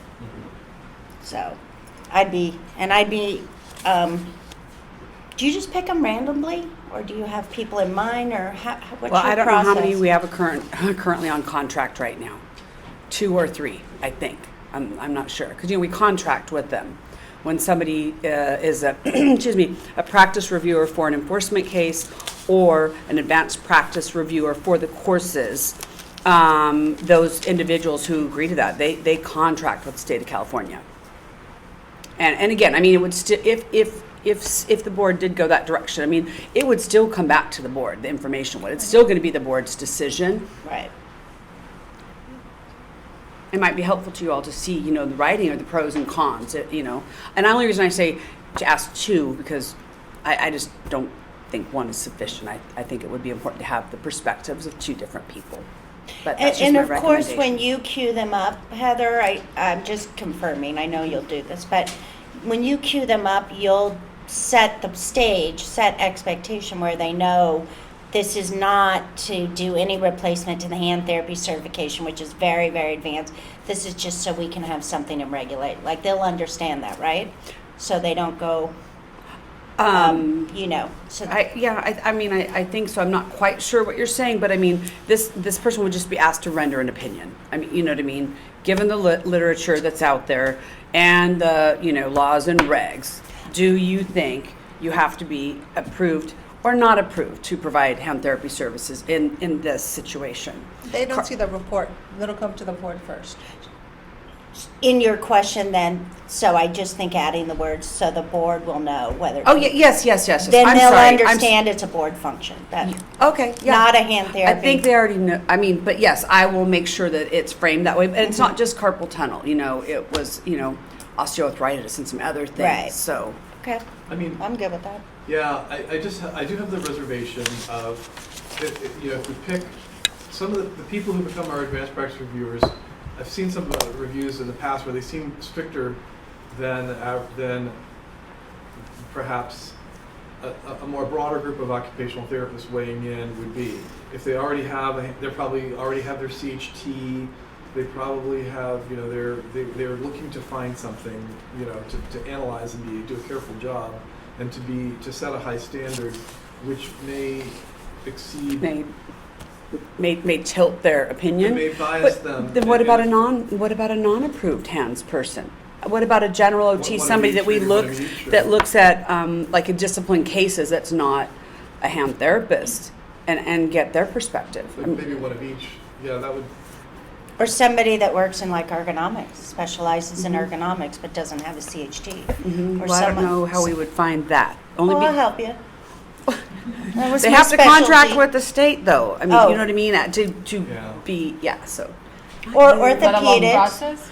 Orthopedics. Well, we If do. that's the direction we want to go, what I'm saying is Yeah. we could give you the topics and you could tell us if Well, they're. I probably need more than those 2 to make sure that we have the depth of the reviewers, because it's like, it's sniff, it's phys diz, it's peds, it's more kind of characterized like that. It would be interesting to get the perspective of a neuro OT, on that, or somebody like that, somebody who's not That's a good and a point. hand, because neuro OTs will often work with someone with a problem with their arm, and you're not a CHT, or you're helping someone do one-handed dressing or manage spasticity in the arm or something like that, but you're still working on the arm. So the distinction is. No, Anyway, it's a thought. How fast can one become a contractor? Probably takes about a month. I mean, there's time. If we got more, we did at OTAC conference, did get for sure one application. I believe a couple more are coming. People just haven't had a chance to do them. Generally, we send cases out. It's kind of like, practice specific. So if, other than ergonomics and neuro, if there was something, another practice area that if somebody checked a box that, could still have that perspective without being a CHT, then that would be helpful. Another good point is we have practice reviewers and we don't maybe use them, and then they lose them. So it's a good thing too. No, we mostly don't have them. We don't have them. Yes, mostly. More don't have them. We more don't have them. We'd have them though if the practice committee process wasn't 5 years. Well, I mean, let's be real. that's two different things, though. Right. Right. Yeah. I mean, contracting let's with be the real. state to be a reviewer, a compensated reviewer for their expertise is different than the practice. What do public members think? Want to ask? Any motion, or should we just go straight to public comment? Do we need a motion I said first? public No, members. we can do public comment Just ask anytime. public members. Oh, our public members, not our public. Yada and Mr. Cabrera, any thoughts? I know it's his first day, he's like, I'm just. It's all very interesting, right? First of all, that we need to reach out to the specific, the neuro, the ones that we would like to get their opinion on. I do feel that every time this comes up for me, I think it should be always clarified based on your knowledge, what you can and cannot do in your industry, right? So anything that's clarified, specified, so then, when you guys get into the industry, you know exactly what you can and cannot do. That's always my opinion, and it's important. And applause for them reaching out to the board, right? course. They can't find the information. Of course. They're asking. But I it mean, should they be want to more do the black right and white, thing, you and know? that's. Yeah. And I think that's what It they're shouldn't be looking like a gray for. area, like, oh, well, let me just try to do this because overall, I think I'm knowledgeable. So, yeah. Which occupational therapist specialty would you say treats arthritis? If you had, would you say it's Ortho. orthopedics? Ortho. So there's another. Ortho, ergonomics, or neuro. Or just Ortho, no, geriatrics. there's a lot. Geriatrics, I agree. Somebody, Well, okay. people in nursing home, people in Ortho, no. outpatient. OT. Rehab therapists. I bet you could. Yeah, Okay. just got bigger and better, 1, Heather. 2, 3, 4. I got 6. Ideally, somebody who One, has more qualifications would be nice. Yeah. Okay. Do we need to make a motion for that to happen? Well, if you want any direction. Yes. Does anybody want to supply a motion? I make a What's that? motion, you want, yeah, I'll make the motion, that we, I make a motion that board staff send public comment received via email regarding advanced practice approval in hand therapy out to 2 reviewers, 1 in hand therapy and 1 in the other 6 categories specified. Just a second. Mm-hmm. So, a motion by Board Member Miller, a second by Mr. Cabrera. Any other board discussion? If not, can we go to the public? Any questions, any comments from our public that are here regarding what we just talked about? Do you know who asked that question for the discussion of the board and what their position on the matter is? Mm-hmm. Yes. Yes. Actually, it was a Kaiser group, and they think it's not necessary because it's not. The regs are pretty narrow, injury or surgery to the hand, wrist, or forearm, and so they see carpal tunnel, arthritis, and some of these other things as not being that and not approval not needed, and that's why they're seeking clarification, I believe. And you said in May of next year, it'll be 2 years since they've asked for this? Yes. And why is there been a delay? Oh, well, so when, so in the packet of materials on item number 4, it says public comment for items not on the agenda. So the agenda is specific to only the things that the board can discuss. Okay. So when something comes up as public comment, the board says yes or no, and then it's on a future agenda, not necessarily the next one, it's sort of prioritized. And so when the board did discuss it, they delegated it to the practice committee. The practice committee hasn't met because one, it doesn't have enough members, and two, it also doesn't have the depth in the various. So, skilled nursing, peds, inpatient, outpatient, Northern California, Southern California, urban, rural, all these different areas that we try to get representation, profit, nonprofit. I mean, the board makes a really strong effort at getting these diverse perspectives, right? And so, the practice committee hasn't had that. It's very hard. Everyone's very busy working, and so then donate more time, right? So, and so because of that, the practice committee hasn't met yet, and that's one of the reasons that I brought it back and asked the board, even though you did this was their, it's up to them. I'm only staff, I'm not on the board, they decide, and they could say, no, you know what, pretty soon there'll be a practice committee, and they can decide, like we, said, or they can say, well, that's not, it's been a while, and so let's send it out. Those are good questions. And normally we only meet 4 times a year, which is hard, and then they're trying to interpret statute. When you go on the CBOT website, they have statutes, which is law, and then regulations are how we're interpreting that, right? So their question is how am I supposed to interpret it, right? Yeah. Great questions. Any other questions or comments? No? All right, we had a motion, we had a second. Do you mind calling the vote? Yes, Beata Marcos. Yes. Denise Miller. Yes. Richard Bookwalter, yes. Hector Cabrera. Yes. Sharon Pavlovich. Yes. Motion carries. Okay. Agenda item number 10, review of information from other California healthcare boards regarding rates paid to the expert witnesses and possible action on adjusting the hourly rate paid to the board's practice reviewers, aka expert witnesses, and advanced practice reviewers. Thank you for the charts, by the way. They're very helpful. I know we started this discussion, didn't we have this at our last board meeting where it was an ask to put it on the agenda? We see the numbers there. We asked them to go out and compare it to the other professions, and they have. Mm-hmm. So what are your thoughts? How come we don't have the advanced practice? They're the same. Oh, it's all the same. And this board's the only one that has Perfect. that. That's the other problem. one that has advanced practice. And we're not that off from everybody else, so. So the comment that came before us, Helen, if it was on a previous agenda item that was the reason for it being put forward, I can address it, right? And it's- Something from the packet. It's in the And packet. it's in the packet. Okay, The letter's great. in the 2 packet. pages later. The two. That's the Oh, new- yeah, I have it that's You highlighted. highlighted. I have it highlighted, geez. So, that's what happens after lunch, huh? Okay, so this was brought before us because somebody who's a reviewer didn't think that it was high enough. We asked you to go out and look at other people. If you're asking on the short, if you just want a direct answer, I think we're good. And I think we direct staff to send them a comment that says we're not doing. I mean, the proof's in the pudding, the numbers are there. And We're in a good place, and they're getting more, and I 100% agree. And the letter, she's comparing it to clinical practice, which you should expect to make more. I don't know if as an expert reviewer that equates to me.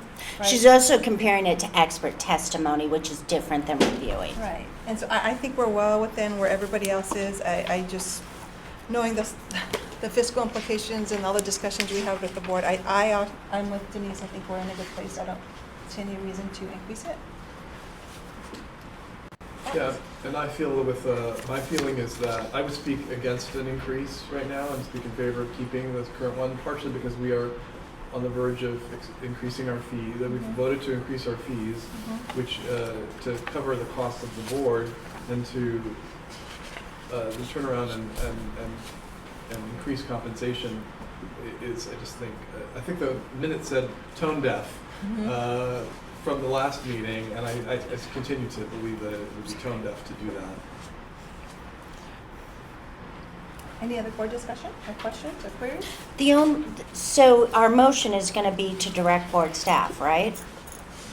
Yes. And so are you looking for comments from us after the vote about what goes in the letter, or do you want us to that would be discuss helpful it now? because it comes from the board, Okay, do you want us to discuss it before a motion? President Pavlovich, how do you want to, do you want to take a vote and then we discuss what goes in the letter? Do you?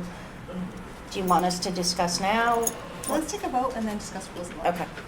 Any motions? Anybody want, does any?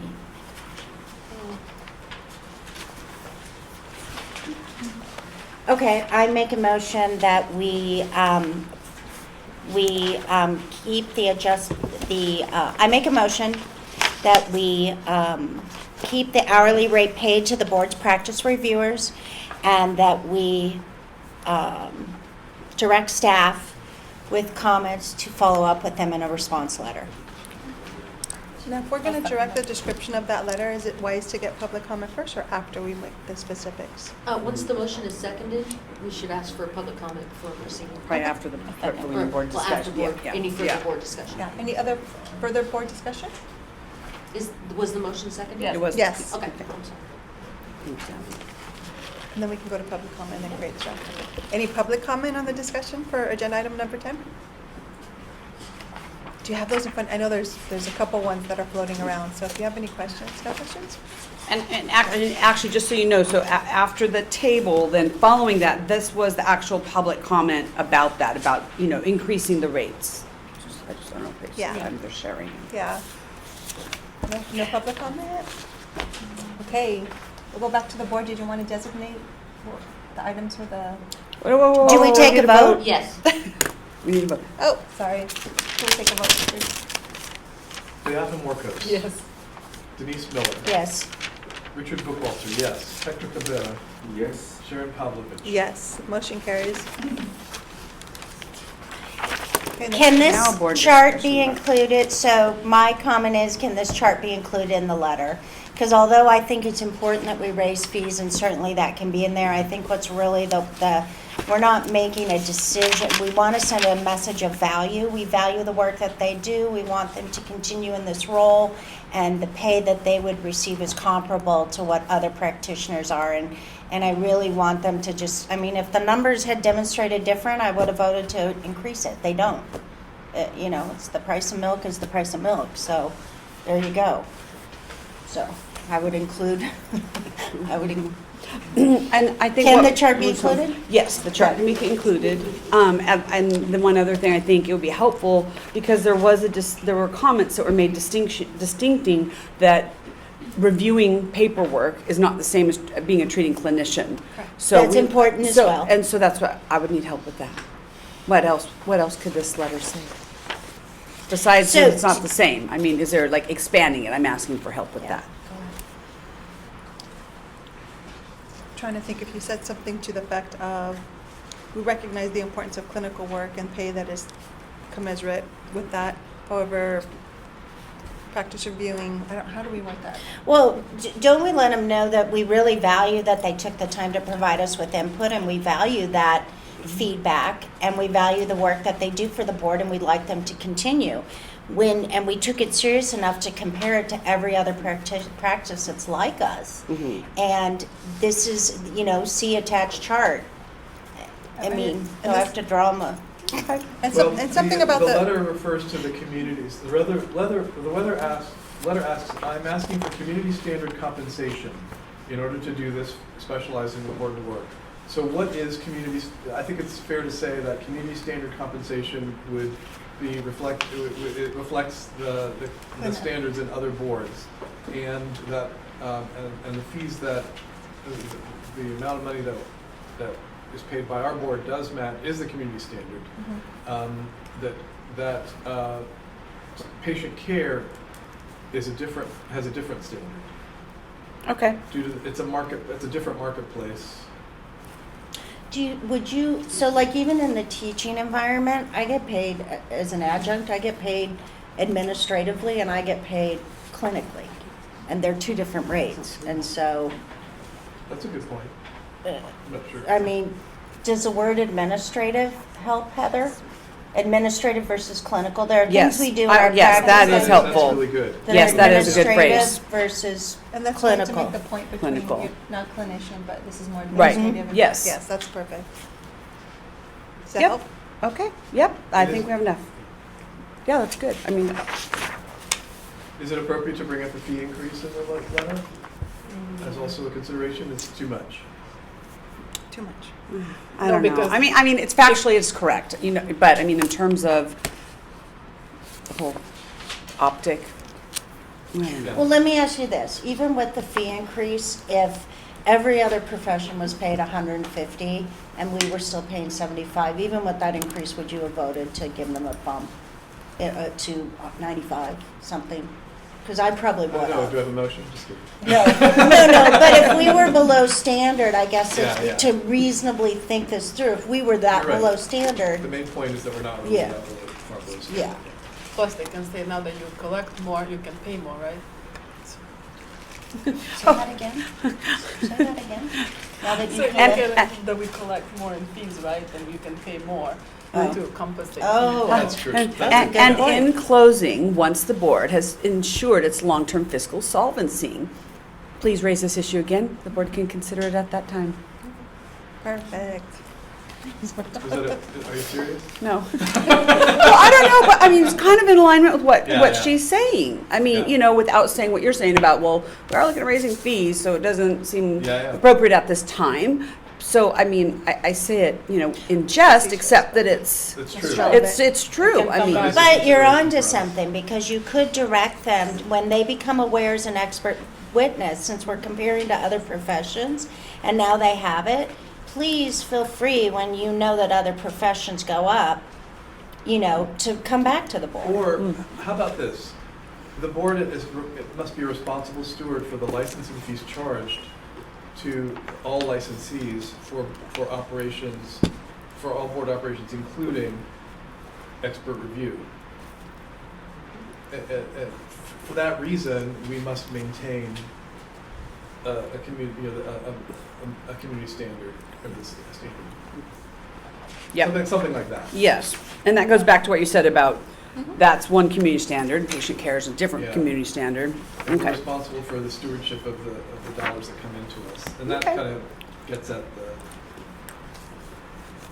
So when Yeah. can? it's a free-for-all. Go Okay, ahead. so when can the fees go up? Well, let's What year? discuss that. Can we cover that under item 20? What? Can we cover that under item 20? It's on the agenda. Because this Oh, was, we're not there yet? yeah, we're not there. Yeah, no, we're still on 10. You picked a good time to join the board. We No, I think as long as we're coming. get to fair, listen you know, to, really, and you we are get to fair, listen to we're the not taking summary. advantage of anybody. We're good. We're good Mhm. with this Oh, agenda yes. item? Yes. Well, but Helen, Did we- you can we take have things out of one order motion. if this would be helpful to him and his understanding of what we're doing now. We touch on those, so it's up to you. Helen did just point that out, so. So you have the comments, you don't need it, we don't have to do you don't need anything. So I think I have written notes and then we have the webcast, and so I think we have sufficient information to write a nice response to the public comment or inquiring. Hector, since you are kind of relating to agenda item number 20, we can take things out of order if you think it'll help you, since you have that mindset, and we could put 20 in and maybe move something to tomorrow. Will it help you to discuss item number 20 right now? No, that's fine. Are you sure? 'Cause Yeah, I just thought we were there. Okay. But that's always, that's an option, okay? Okay. All right, that ends agenda item number 10. Agenda item number 11, consideration and possible action on adding supervision of individuals completing a doctoral capstone as a method for occupational therapists to earn professional development units. So we have, of course, all the PDUs here for supervision, field work, the equation of PDUs to CEUs, professional development, field work, and we have even the chart. CBOT Survey of California OT and OTA programs. So Heather, and this is something that came up for discussion because we know OT supervise OTAs, aides, people with, who am I missing? I think we're on this one about earning the PDUs, the supervision of the Oh, other so people. sorry. Yeah, so. Well, for the doctoral capstone. Yes, Yes. to make it more in alignment with the Yes. hours earned for supervising a fieldwork student. Okay. is like right up here at the top. So you don't have anything yet for the doctoral capstone? Can we give some background maybe for the people who are Mm-hmm. new to this issue, perhaps? Yeah. So in all other areas that occupational therapy works, when we're supervising fieldwork students, an occupational therapist can supervise students, fieldwork students. They can and accrue some professional development units. And so they're awarded, in our regs here in this document, it kind of tells you when you can earn those professional development units, under what type of supervision. So since the... It's like a continuing education hour, a professional, but it's, we use PDUs just because somebody invented a different word for it.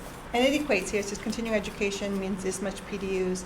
But since our profession now, the terminal degree is a doctorate, clinical doctorate, and they have a program called Capstone, there's nothing awarded to supervising students who are in their capstone experience. So that's coming up for discussion, because we have professional development units awarded for fieldwork students, for supervising assistants, but since this new capstone came from the entry-level doctorate, we haven't awarded any kind of professional development units for it. So we're here to kind of decide, we already have it for all other areas, we don't have it for the doctoral in their capstone experience, so that's what we're here to discuss.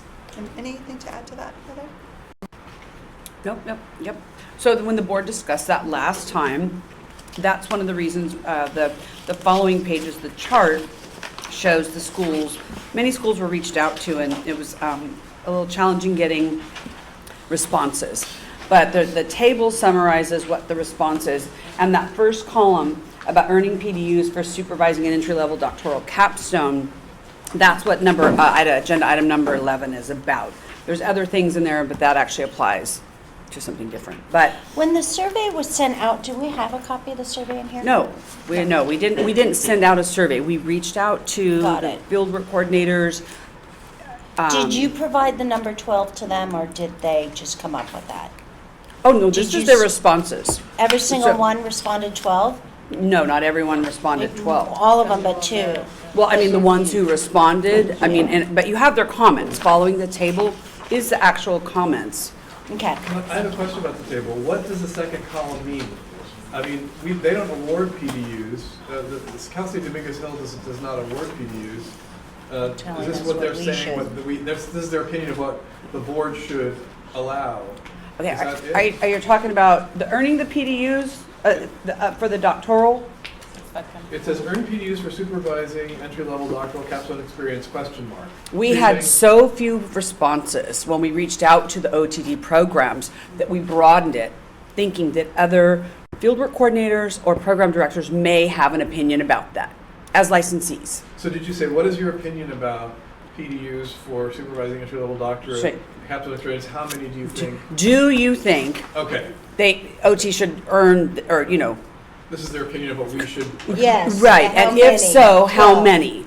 Because that's what Yeah. the board asked for last time, but like I said, originally we only reached out to OTDs, and then the limited response, and I'm like, well, gosh, they're all licensees, other folks could have opinions as well. So these are their suggestions about what we should Correct. adopt in Yes. the new if we do a regulatory change. Okay. Correct.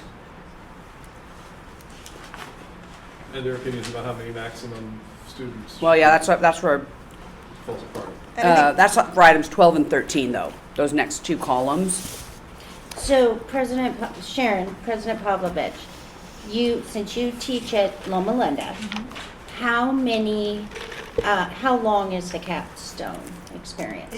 How many months? I think you could have it to 14 weeks, but for the actual supervision part, and then there's part that it depends on how the school has set it up. But So in 5 months, you could get half of your PDUs. Do you see where, now I'm flipping over to the supervision part of it. So in 5 months, the person supervising that person could get it's 24 PDUs to renewal. They would get that in 4 months.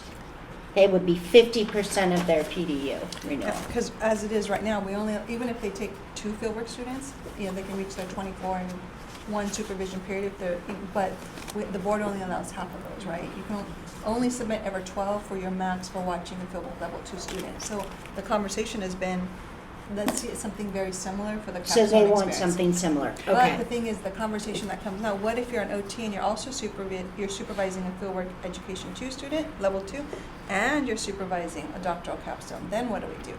So all of the PDUs would come from supervision. Thank you for, yeah. Okay, well, I'm sorry, but 2 comments about that. So one, in the reg, there is a maximum, whether it's supervising a fieldwork level 1 or level 2, there is a maximum of 12 per renewal period. Okay, perfect. That's one thing. The other second thing is you have to have 12 units directly related to patient care. Perfect. And we're so covered. they couldn't do, more than that. And I believe, I don't know this, but I believe the 12 came up because some of the comments I understand anecdotally was the capstone experience supervision should be consistent with the fieldwork supervision, okay?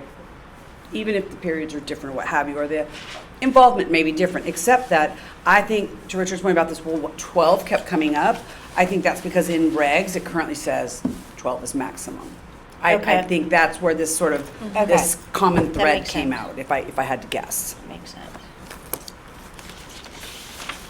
So, go ahead, I'm sorry. I was struck in rereading 4161, which I had not read, and that's why we have it in front of us, is that under the section C2, where they talk about structured mentoring, because the capstone is often described as a structured mentoring type of arrangement more than a direct supervision arrangement. And structured mentoring awards 20 hours, 3 PDUs for every 20 hours. That's now structured mentoring. I assume that's a person who's already licensed, Correct. not somebody who is not yet licensed. So, and they get 3 PDUs for every 20 hours. But when you get to a level 2 student, you do, who presumably would be less independent than somebody who's under structured mentoring under the earlier one, because the structured mentoring people are already probably licensees. Students, they get 40 hours and they get 1 PDU, so it's kind of.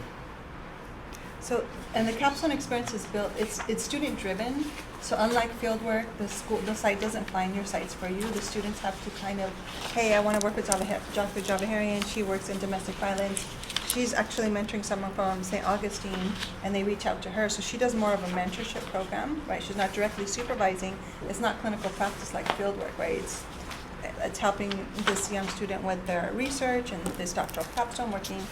So it's more of a mentorship relationship, which is defined according to St. Augustine and Loma Linda.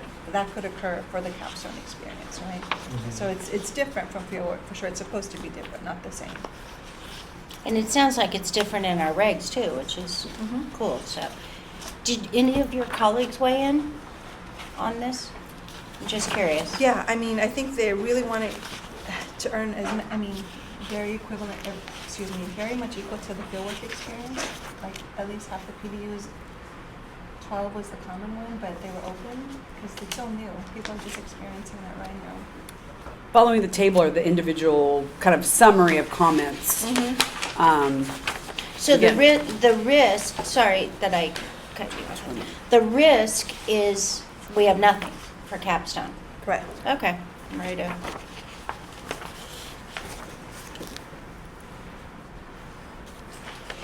I have another question. So the capstone occurs whether it's an entry-level OTD program or a post-professional OTD program. They're the same? So post-professionals aren't accredited, right? They don't need to be accredited for a post-professional program, so this only affects entry-level doctoral So it only programs. affects entry-level. So Correct. these are just as green as these OTD students are just as green as a master's student would be, Yes. because they're all coming out from without clinical experience. So it seems very similar to the level 2 fieldwork to me in that way. What are the So thoughts? aligning it with level 2 fieldwork would make sense to me. So you're gonna make a motion? I move that the board approve PDU supervision of a doctoral capstone as a method for occupational therapists and professional development units, and align the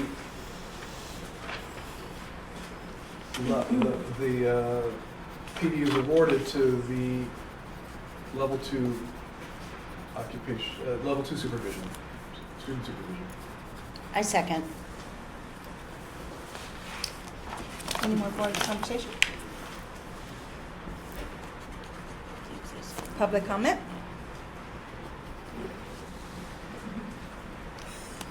Yeah, Yeah. Jonathan. Hi, Jonathan. So, from what I'm understanding, you're going to allow for PDUs for the second level, but not the first level. Is that what I'm understanding? So you mean for doctoral capstone, or that Doctoral maybe? capstone. So yeah, the doctoral capstone, the people that in their doctoral program have field work as well, right? They have field work education, especially entry level. They'll still have their field work 1s. They'll still have their field work 2s. In addition to that, they have their doctoral capstone. So right now, fieldwork education has professional development units. You're given some for fieldwork 1, you're given some for fieldwork 2. There's nothing that gives the person who's supervising or mentoring any credit for a doctoral capstone student. So we're saying we already have something in place with fieldwork, let's match it with a doctoral capstone. So, but at some point, do we have to, does that answer that, Jonathan? Yes. Well, okay. Yes. At some point, well, let me ask you, that was before I go back to our discussion. Thank you, Jonathan. Did I answer that question okay? Yes, you did. Okay. Yes, at some point, we have to do regulatory language. Yes, okay. Mhm. Other questions? That'll be the next sunset. Okay. Great questions. I know it doesn't it sound foreign? I always say it's like Snoopy. Ever watch Snoopy? Am I dating myself? The classroom They don't teacher, know wah, who that is. wah, wah, like when you're like, what'd they just say? I don't know. But when you graduate, you'll know it'll make sense. But thank you for participating in the discussion. I always think that. Okay. Any, Thank you to board staff for doing this work during this, we know, especially with some of the limited staff up there, really valuable and helpful, so thank you so much. Don't get rid of that document, you're still gonna need it again. and we're still going to vote, and we just to make sure we'll be able to do regulatory language after to clarify what that looks like. After the vote was done, I'm assuming the motion would carry, then I was just gonna ask then staff to bring that back to the next meeting, the actual regulatory language, so you'd see what that would look like. That was gonna be my ask. Okay. You just beat me to it. Can we take a vote? Yes, Beata Morcos. Yes. Denise Miller. Yes. Richard Bookwalter, yes. Hector Cabrera. Yes. Sharon Pavlovich. Yes. Motion carries.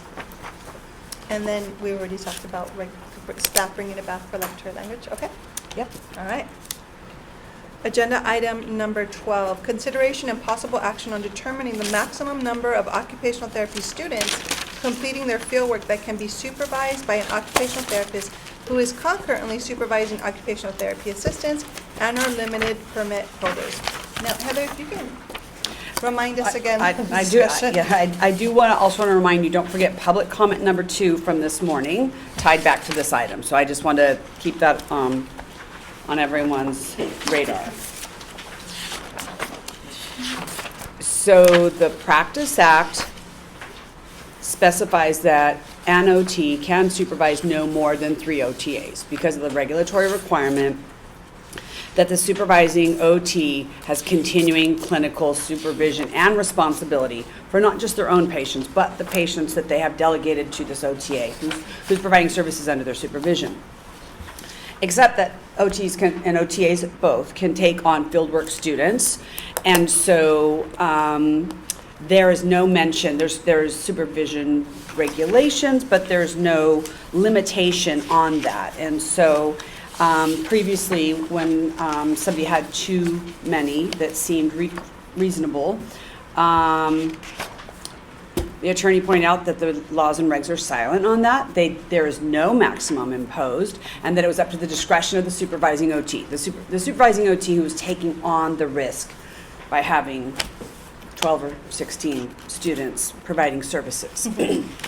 And so, but to the point, and the way this item is worded this way is because I think it's not clear cut to say an OT can supervise no more than 3 OTAs, knowing that there's this extrapolation out of potentially how many clients or how many patients that could be. Except that with the OT, this OT doesn't just supervise OTAs, there's also limited permit holders, and then there's also fieldwork students, right? So, but not every OT has quotas. Maybe they're in private practice and they only supervise a couple of students occasionally. So this is a bigger issue, and that's one of the things that I think the public comment this morning pointed out, is that there's so many variables, right? Do you have quotas? Yes or no? Do you have only one that you work with, or are you responsible for 3? Do you routinely take students? If so, do you have 1 a year? Do you have 2 back to back? And if so, you know, is that when you were 1 quota down? I mean, there's so many variables. And so that's this item, which has the supervision regs in here, and again, silent on the maximum number of limited permit holders or the students completing the field work. And then, of course, item 13 is very similar to number 12, except that's regarding the doctoral capstone, not the field work. And enforcement-wise, has there been problems with levels of supervision? Supervision in particular? I mean, according to anything that this agenda item is looking at, has anybody come before us? Like, what is the rate of enforcement issues, if there are any, for people? They are limited. Okay. I mean, if patient harm doesn't occur, we're probably not going to find out about it. Okay. Right? Or we find out for the gentleman who had, 15 students, it only came up because there was a complaint that he was using unlicensed people to provide services. So that's outside the board staff expertise. So it goes to the Division of Investigation, which is the peace officer arm of the Department of Consumer Affairs, who does investigations if they're complex or lots of patient records or lots of personnel records, that type of thing. But when they were investigating the unlicensed practice by these 3 individuals under the employ of the OT, that's when it was determined there was all these students. It was not because any of the students told, right? I mean, the unlicensed practice occurring by the students who then kept working for him before he got licensed. They wanted the jobs and the money, so they didn't tell on him. Right. And so, staff has no recommendation. It's more, you just need to be aware that it's getting bigger in terms of the supervision. And maybe as a sole proprietor in my own private practice, maybe I just have 2 quotas and that's it, and 1 student a year, and there's probably, the risk is low. It's also, I think it's setting-based specific as well, right? I mean, the last time the supervision regs were amended, like in 2009, I think, that's one of the things that comes up in terms of the OT must personally observe the OTA providing services once every 30 days. Well, in a NICU, right, where there are more babies are fragilely medically complex, and that's a little bit different than maybe in school-based services. And that was one of the public comments at the time from a couple of school-based OTs, like, every 30 days, are you kidding me? That seems so frequent in this setting compared to some other settings. Be that as it may, the reg still went forward. It's the same for everyone, 30 days. But recognizing that the number of variables from a consumer protection standpoint, the number's low.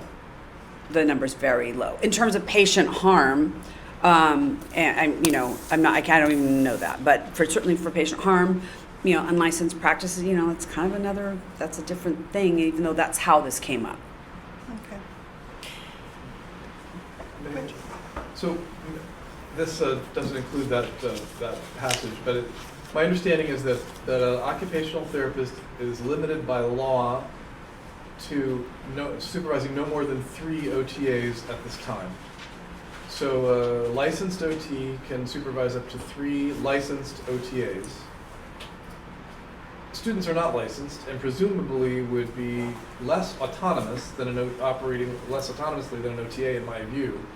A student should probably needs more guidance than an OTA would. An OTA fulfill all the training requirements, the licensing requirements, can practice. So it seems to me that you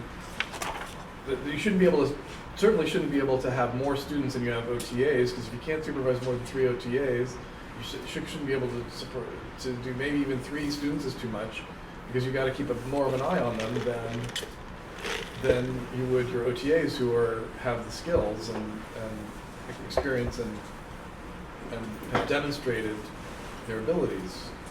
So to me, it seems like there should be a limit on supervising students to 3 or fewer students per OT practitioner.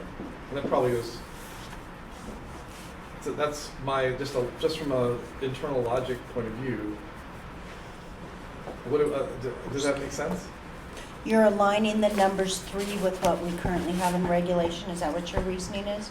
Well, if the legislature in its wisdom has said 3 OTAs is the max for an OT to supervise, then that would, and it seems like that should be that or fewer students for, concurrently at least, for an OTR to supervise.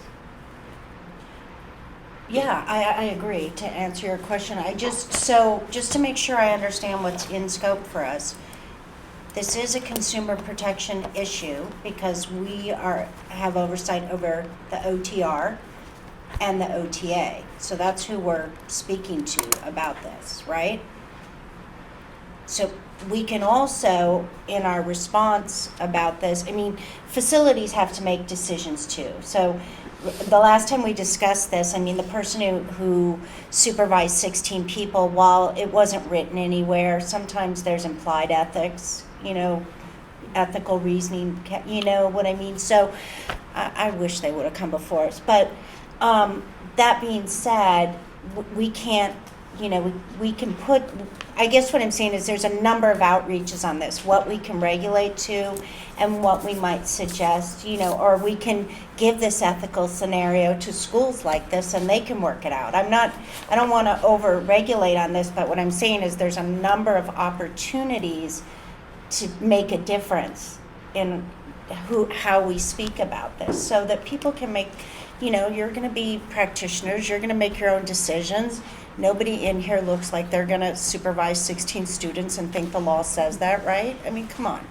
So the law is reasonable if we're reasonable about it. And so this isn't a board that's like, you must do that, it's got to be like that. It's just like, let's be reasonable about how we read these regulations.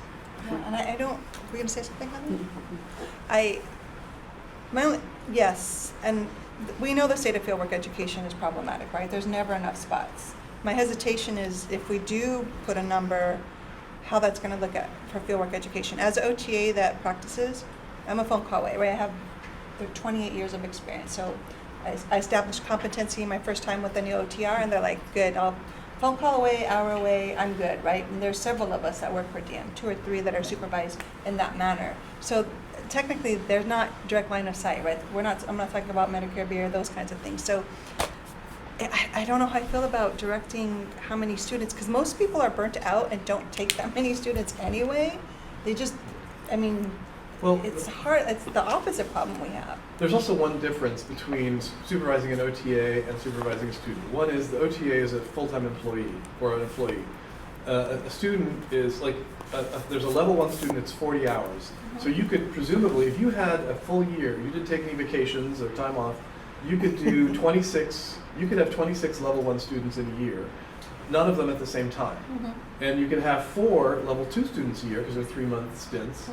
So you could do 4 a year, and have none of them concurrent. So what I was talking about is, the regulations apply to supervising an OTA at the same time, 3 OTAs. So it's a 1 to 3 ratio of OTs to OTAs, but they're working together presumably full time all year. You could still take 12, if you limited them to say 3 students concurrently, they could still get 12 level 2 students a year. If they constantly had that full load of level 2 students, and they could have about 100, over 100 level 1 students in that year. So they could do a lot as long as they're not concurrent. So I think concurrent is an important thing. You don't want to have too many at once, but you might be able to do them serially, Does that make sense? It makes perfect sense, and I do really understand your point because I struggled with that too, knowing what people for fieldwork sites and thinking about that. But then I had to put my hat on about consumer safety, and I think really the consumer safety piece is that we have to regulate to the licensee. And the licensee, we wish that, I'm not stuck on the number 3, where I would be interested. I'm glad that Heather Martin drew us back to public comment too. I do think there's room for us to bring this back on an agenda item, to invite the public in like they've asked us to, who are in education, to give us input. I do think there's some real possibility to get them to weigh in and tell us how many students it should be. So I'm not set on that because that's not my expertise. But the consumer safety piece, I do think we have to have it in there. And unfortunately, this scenario has created something that I think we're at a risk, the public is at a risk if we don't have it. And so that would be my thinking about it. So if I may, just one more comment on this public comment. I just, as a point of clarification, I want to be really clear. I can discuss it, right, Heather? Or right, Helen? I can Yes. 11, 12, Yes. I can talk away, right? Yes. Okay, I won't talk that long. But 11, so I just want to be clear in response to them under number 11 for public comment. I think that this is as simple as a clarification to them.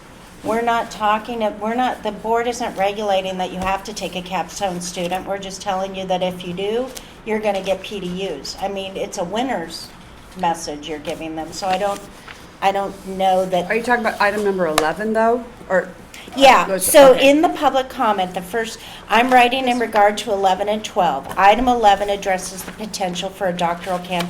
I am specifically speaking about 11. I believe we can, because we've passed 11, we can answer this public person because it seems a little confused to me. The board is not telling them they have to take a student. The board is saying when you do and you supervise them, you get 12 PDUs. That's it. And then the second one, item 12, I agree with them. I think we should bring it back. The only thing that makes this complicated is that item 13 is also similar about this topic and that they're silent on that. So does that mean Well, you can't make someone answer. You could just ask the question. You know what I mean? No, I and mean, that's where for what's before the board, I'm really trying to get to the place of do we go forward with they've asked us to have them come in and talk about it. From my position, I'm open to that. But then how do we talk about 13? Well, because you only have 3 people who responded on item number 13. Mm-hmm.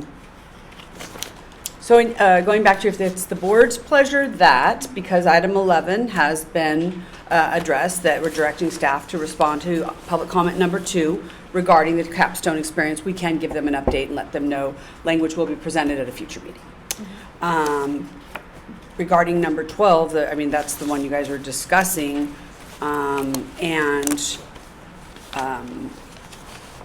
whenever you guys decide what to do, then staff will proceed. Well, to the other board members, all of you, do you want to the public member their comment, do you want to have more input from them? Do we feel like we can make a decision today? Again, it's the will of the board. I just want to understand. I'm just thinking of something. I'm thinking of an OT or OTA may not concurrently supervise more than 3 level 1, level 2 doctoral capstone students or limited permit holders. It just set a limit like that. For all of them. Wait, quick question. To clarify, if concurrently supervising CODAs, the employee in the facility CODAs too. Because remember, not everyone has that. I didn't include that, but yeah, we could consider that too. Is that what you think? Is that what people think? What were we going to say, Jen? Well, I was just gonna say that can we specify that the one can, because I think it's a very big difference if you're supervising an OTA, right, versus a student. You can have up to 3 at the given time, but with the students, since they don't know and they really need to learn how to do things, would have to be less than that.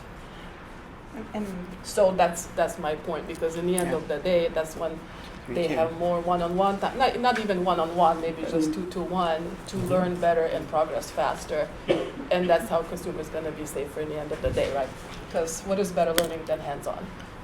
So I don't think it should be the same as, supervising OTAs. I'd like to take it back to the Fieldwork Council, Northern and Southern California part, to get their input before we weigh in on a number. They're the ones that have the relationships with the fieldwork educators. They're the ones that get the feedback when there's unlicensed practice or things that are going on. I would love to get their input before we decide on some kind of number. That's just my thoughts. I do want to point out, if you look at who after the table, the comments provided, it does identify them, and it was mostly fieldwork individuals that are on the Fieldwork Council. So if you go back and I saw look for at the that, schools. for the schools, right? Yeah. I wouldn't put the name, right? But this was for PDUs. No, it's for all three President questions. Pavlovich, can we ask our public instructor who's here what she thinks? Yeah, could we go straight to public comment? Yeah. Well, and this didn't include the OTAs, right? Yeah, this chart didn't include OTAs at all. That's a separate question. Right. Right, but it was like the same pool of people. Right. And like I said, originally we just reached out to OTD about item number 11 due to lack of response. No, we never asked them about how many students you have when you are also, if an OTR had, if you're also. We did not. If That OTR is also correct, serving because that OTAs. didn't come up until later. Thank you very much. That's a totally non-schoolwork question. That's a really important question. Yeah. Any thoughts from the public regarding this item? She gave me, take it to the Fieldwork Council for that. Heated item. Any thoughts from? It's a lot of pressure. Yeah, I agree with Beata. Beata? Yeah. I agree with what she said. I think it should be probably less than 3 because Different ratio. and kind of thing. And I was also thinking about the notion of, it sounds to me like this person is trying to incentivize the act of taking on students more. So let's say, and I guess the limitation, which was also discussed in the last one, was so you're only allowed to get 12 max. But it sounded like, let's say if I took on 3 students, if I were an OTR and I wanted 3 students, could I get 12, 12, 12 for each one? That would take for my PDUs. You can get the 12, 12, 12, and they could be applied to NBCOT, right? Because they require 36. But for the board, the max you can amount for any renewal period for your 2 years is 12. Right, and that's what I think it's trying to, that's what it sounds like it's trying to do, is incentivize himself and saying, okay, I want 36 PDUs for the whole thing, because the more students I can take on, the more credits I'll get. Or that's what it sounds like. I don't know if that's correct. Am I assuming that correctly? It's hard. I mean, there is a incentive. Go ahead. I see where you're going, and yeah, that's a very good conclusion to draw. I think in this circumstance, that person owned a private practice and therefore wanted to expand the amount of hands that could be seeing different patients. Couldn't he pass them off to his OTAs? Assuming that he had that many OTAs. I think the issue was it OTAs or was it students? It was students. It was students. It was students, yeah. Right, so if I have, because you were talking about the idea of saying, okay, I'm an OTR, I can have OTAs under my supervision. Now, couldn't I say, okay, OTAs, I want you guys to take on students as well, and these students that I'm picking up. So if they're taking on students, and I'm taking on students, and I'm claiming credit for them, is that a possibility? Basically, Can an OT do you see what I'm saying? Can an OTA supervise an OT student? They I can thought it was Yes. OTAs can supervise what level student? Level 1. level 1, Right. yeah, We not cannot level supervise 2. level 2. Yeah, that's what I thought. Yeah. So But then you get the credit for it. Your OTR is not going to get the credit for it. the only thing that I just because we're having just to think about this differently, think now, those are all really good points, and I understand the number, and I think from the public perspective, that's really cool that you're keeping us in check. But I think when we think of all the different community settings, like I don't like to be as prescriptive in terms of this number to this number. I think our scope is in specification to that OT and that OTA. That's where we are.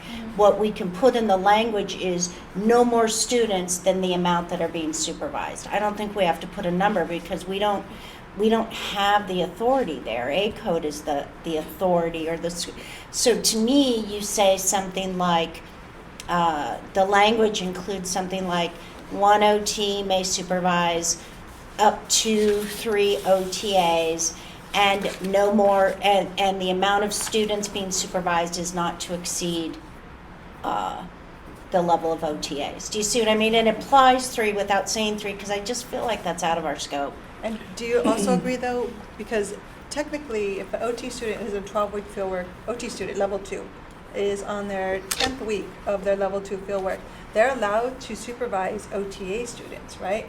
We're not talking, you're the OT, right? You're overseeing me as a COTA. But that top OT, I'm always confused at who's then the level of supervision. So if someone's supervising me as an OTA and then I get to supervise 2 or 3 more students, but I'm still a student, right? I'm not licensed OTA yet. I'm a student, but I'm in my 10th or 12th week.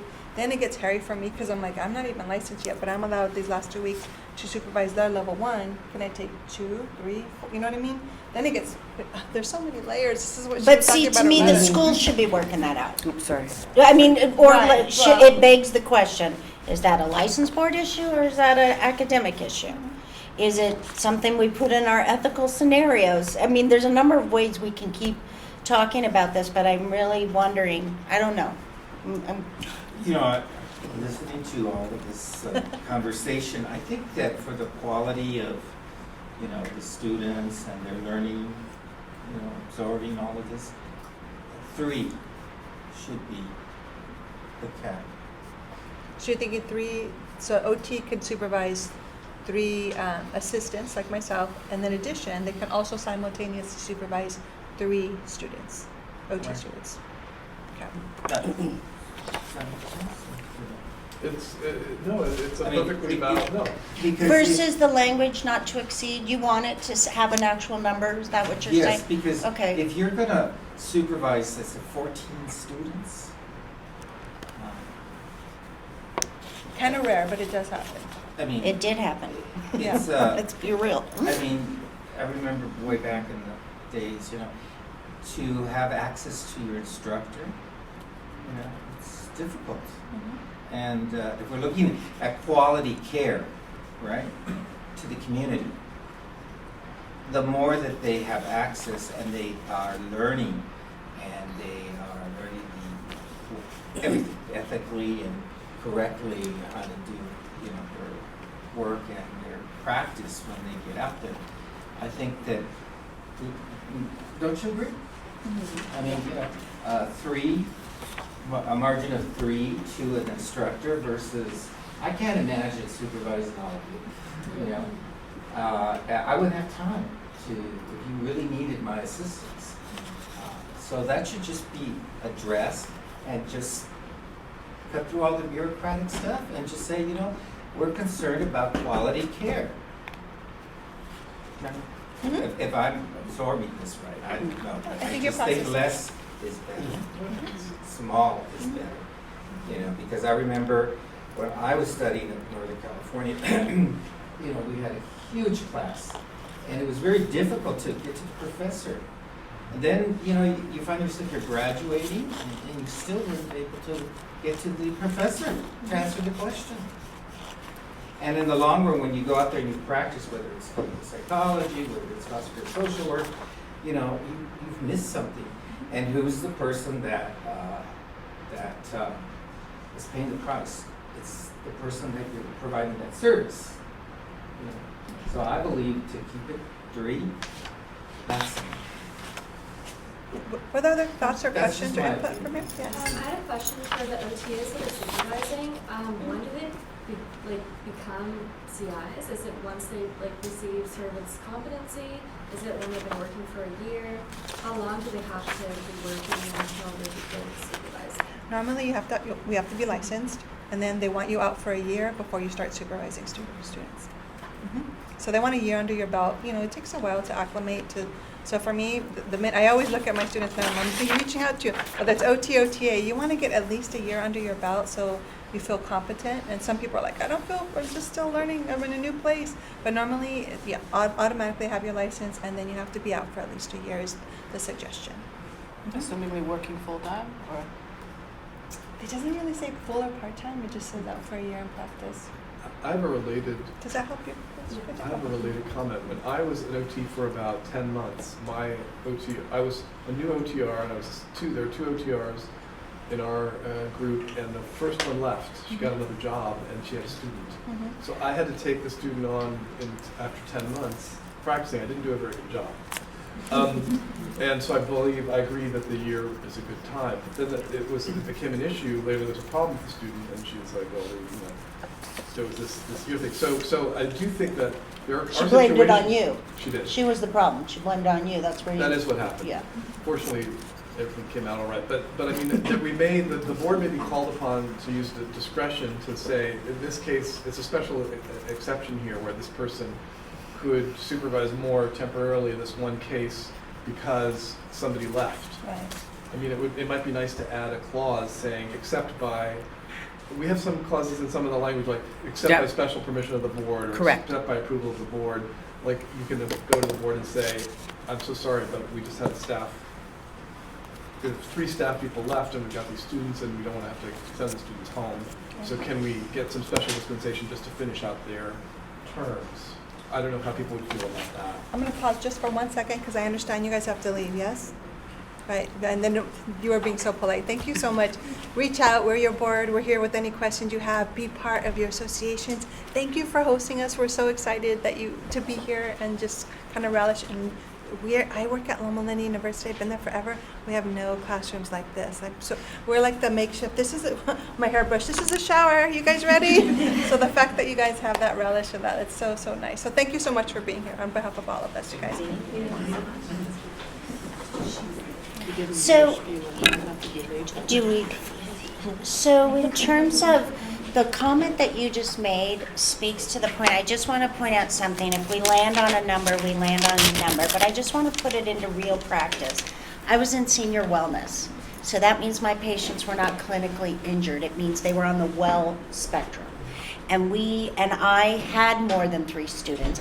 Those students got hours, and they got credit, and they would come and we would go and do mobile work we would take the mobile unit out and we would do all kinds of different preventative tests, grip strength and pinch. None of those people were injured. I did have them all in my line of sight. So they were all in my line of sight, and I walked around to each table, but we had 200 seniors we were serving at these different things that we would do monthly. And so I just think in a practice setting, and I really appreciate, by the way, Beata and Hector, I really appreciate that our public members want to keep the number narrow. But when I think of all of our different practice areas, like I'm thinking of community-based, I'm thinking of our OTs that do street medicine. There are certain areas where you don't have to just have it be 3 people, and therefore we're limiting the experience of students being able, so I guess, if we want to go with a number, then I would ask that we put in specificity, which is where Richard was going, like population-based or clinical versus non-clinical, or what was the term you were using with your experience, or 1 year, what was the example you just gave? What was the? I was in adult where the person. Adult daycare. That's another. Yeah, one of my internships was in adult daycare where there were 20 students and an instructor. But was an educational, it was through San Jose State, so it was a little bit different. I wasn't talking about an educational. These students were assigned to me. They were on a 10-week rotation, and I would, and just so you know, when they were on the floor, when they were up on the floor, they were supervised by OTs individually. Every month they came down and we went and did preventative tests. Do you see what I mean? And that's why I also think there's ethics. I would ethically never take more students than I could manage. That person took advantage of it. So the thing being is, I'm just nervous with practice settings, putting the number, but I understand where you're both going. I understand and appreciate what our public members are saying. I just, No, and I'm in the same boat. And Heather, can I ask you just for your opinion? What? I just think, without regard to the numbers, one of the things I keep going back to, which is the supervising OT shall at all times be responsible for the services provided by an OTA, a limited permit holder, a student, or an aide. Next sentence. Supervising OT has continued responsibility to follow the progress of each client. Right? Provide direct care to the client and assure that the OTA, limited permit holder, student, and aide do not function autonomously. So again, students are mentioned, and I do think they are within the board's purview. Like, not so insofar as ACOT does regarding having the schools establish, designing curriculum and establishing these guidelines. From a consumer protection perspective, students are referenced all throughout the laws and regs. So I didn't mean to imply that I don't think they're in our scope. I think we're splitting hairs here. You're splitting hairs with me. It's specific that what we can regulate to is the licensee. We can regulate the students too, insofar as a licensee, you can't have 15 OTAs, students, limited permit holders, and aides, for example, right? I mean, but I guess I'm just going back to that because to be responsible for every client, that every one of those people you're supervising, you're responsible for the clinical services, and I guess that's my only point. I mean, how do you follow the progress of each client and provide direct care to that client when you have X number of OTAs and limited permit holders and fieldwork students, and by the way, we haven't discussed it yet, next time, and possibly capstone, even though to Richard's point, the OTAs are more skilled than the students in terms of when they come in. Gab's point is like it's more hands-on because they're learning, and then even like the capstone is perhaps even more mentoring based and not so risky from a supervisory standpoint. But again, that's a pretty big list, and if that supervising OT is responsible for every client, every one of those people touches, the numbers are huge, and I just. But we agree with you. In my comments, Yeah. I'm completely aligned with you in the reg. What I'm saying is that's also very clinically based. We now know, and we know that regulatory language doesn't always catch up with live time. We now have therapists doing street medicine. Homelessness is a big thing. We now you're gonna, if they can go out and make an impact to get these people into. Because you're working with a nurse and you're working with the doctor, you're on a team, and you go out and so we're going to my senior wellness. There was nothing, it existed on the backs of the amount of students, and they found it. I just think our practice has expanded. When you were doing wellness, I thought you also had a lot of RNs as well, though. So when they were up on the floors, I had a lot of RNs. When they were specifically helping mobile stations, they were with different RNs. But what I'm saying is that ultimately they came out that day under my supervision, and I had them all in line of sight. Mm-hmm. I don't mean to speak so much to me, but there are lots of OTs who've moved into wellness, fair and community-based is really the message I was trying to get. Other practice areas where it's... Are you saying that the 3 PDUs three OTAs or students that should be more to be? I'm saying the students shouldn't exceed how many the OT. That's where I come up with the language. But are you okay with the 3 for the OTAs or not? Yeah. Would you want it to be higher or lower? No, we voted on that a long time ago. I'm sorry, it's in law. It's a law. Yeah, So it's the on a bottom reg. line is, the reason why I mentioned the students is because to be more hands-on, there's so many industries that you come out of college and you are so clueless. You have no idea what to do and hands-on experience, So I think that's why I thought if it's less. I can go with do not exceed 3. I would be okay with that, but, I would have been okay with 2 as well. So it begs I guess what I'm trying to understand is going back to the question, do we have enough information to vote? I've heard you say, I guess where I can go either way. I can vote today with the members who feel strongly. I can also send it back for discussion, Sharon, because I understand the points that, I'm struggling that now. you're struggling In my with. head, I see a flow chart. Because I see it. most of the schools did provide, only a couple didn't provide a suggestion of the maximum number of fieldwork students, right? And one of them even says, I'm unsure of the specific amount, there's a lot of variables, right? I do believe that was in relation to the public comment, earlier. That's true. But a lot of the schools did have, specific numbers. I mean, of those responding, only 2 did not. Yeah, So, and most of them are two. but again, it doesn't go back to like whether someone's an individual sole practitioner or, somebody has already 3 OTAs, and a new limited permit holder, means new grad who hasn't yet got a license, so. So if we put a number, let's just go this direction. I'm wondering if we can get the best of both worlds. If we put a number, can we also put a clause that says if you practice in a non-clinical area, you're able to go before the board and request? Like a community-based practice, is that what you mean? Are we able to do that or not?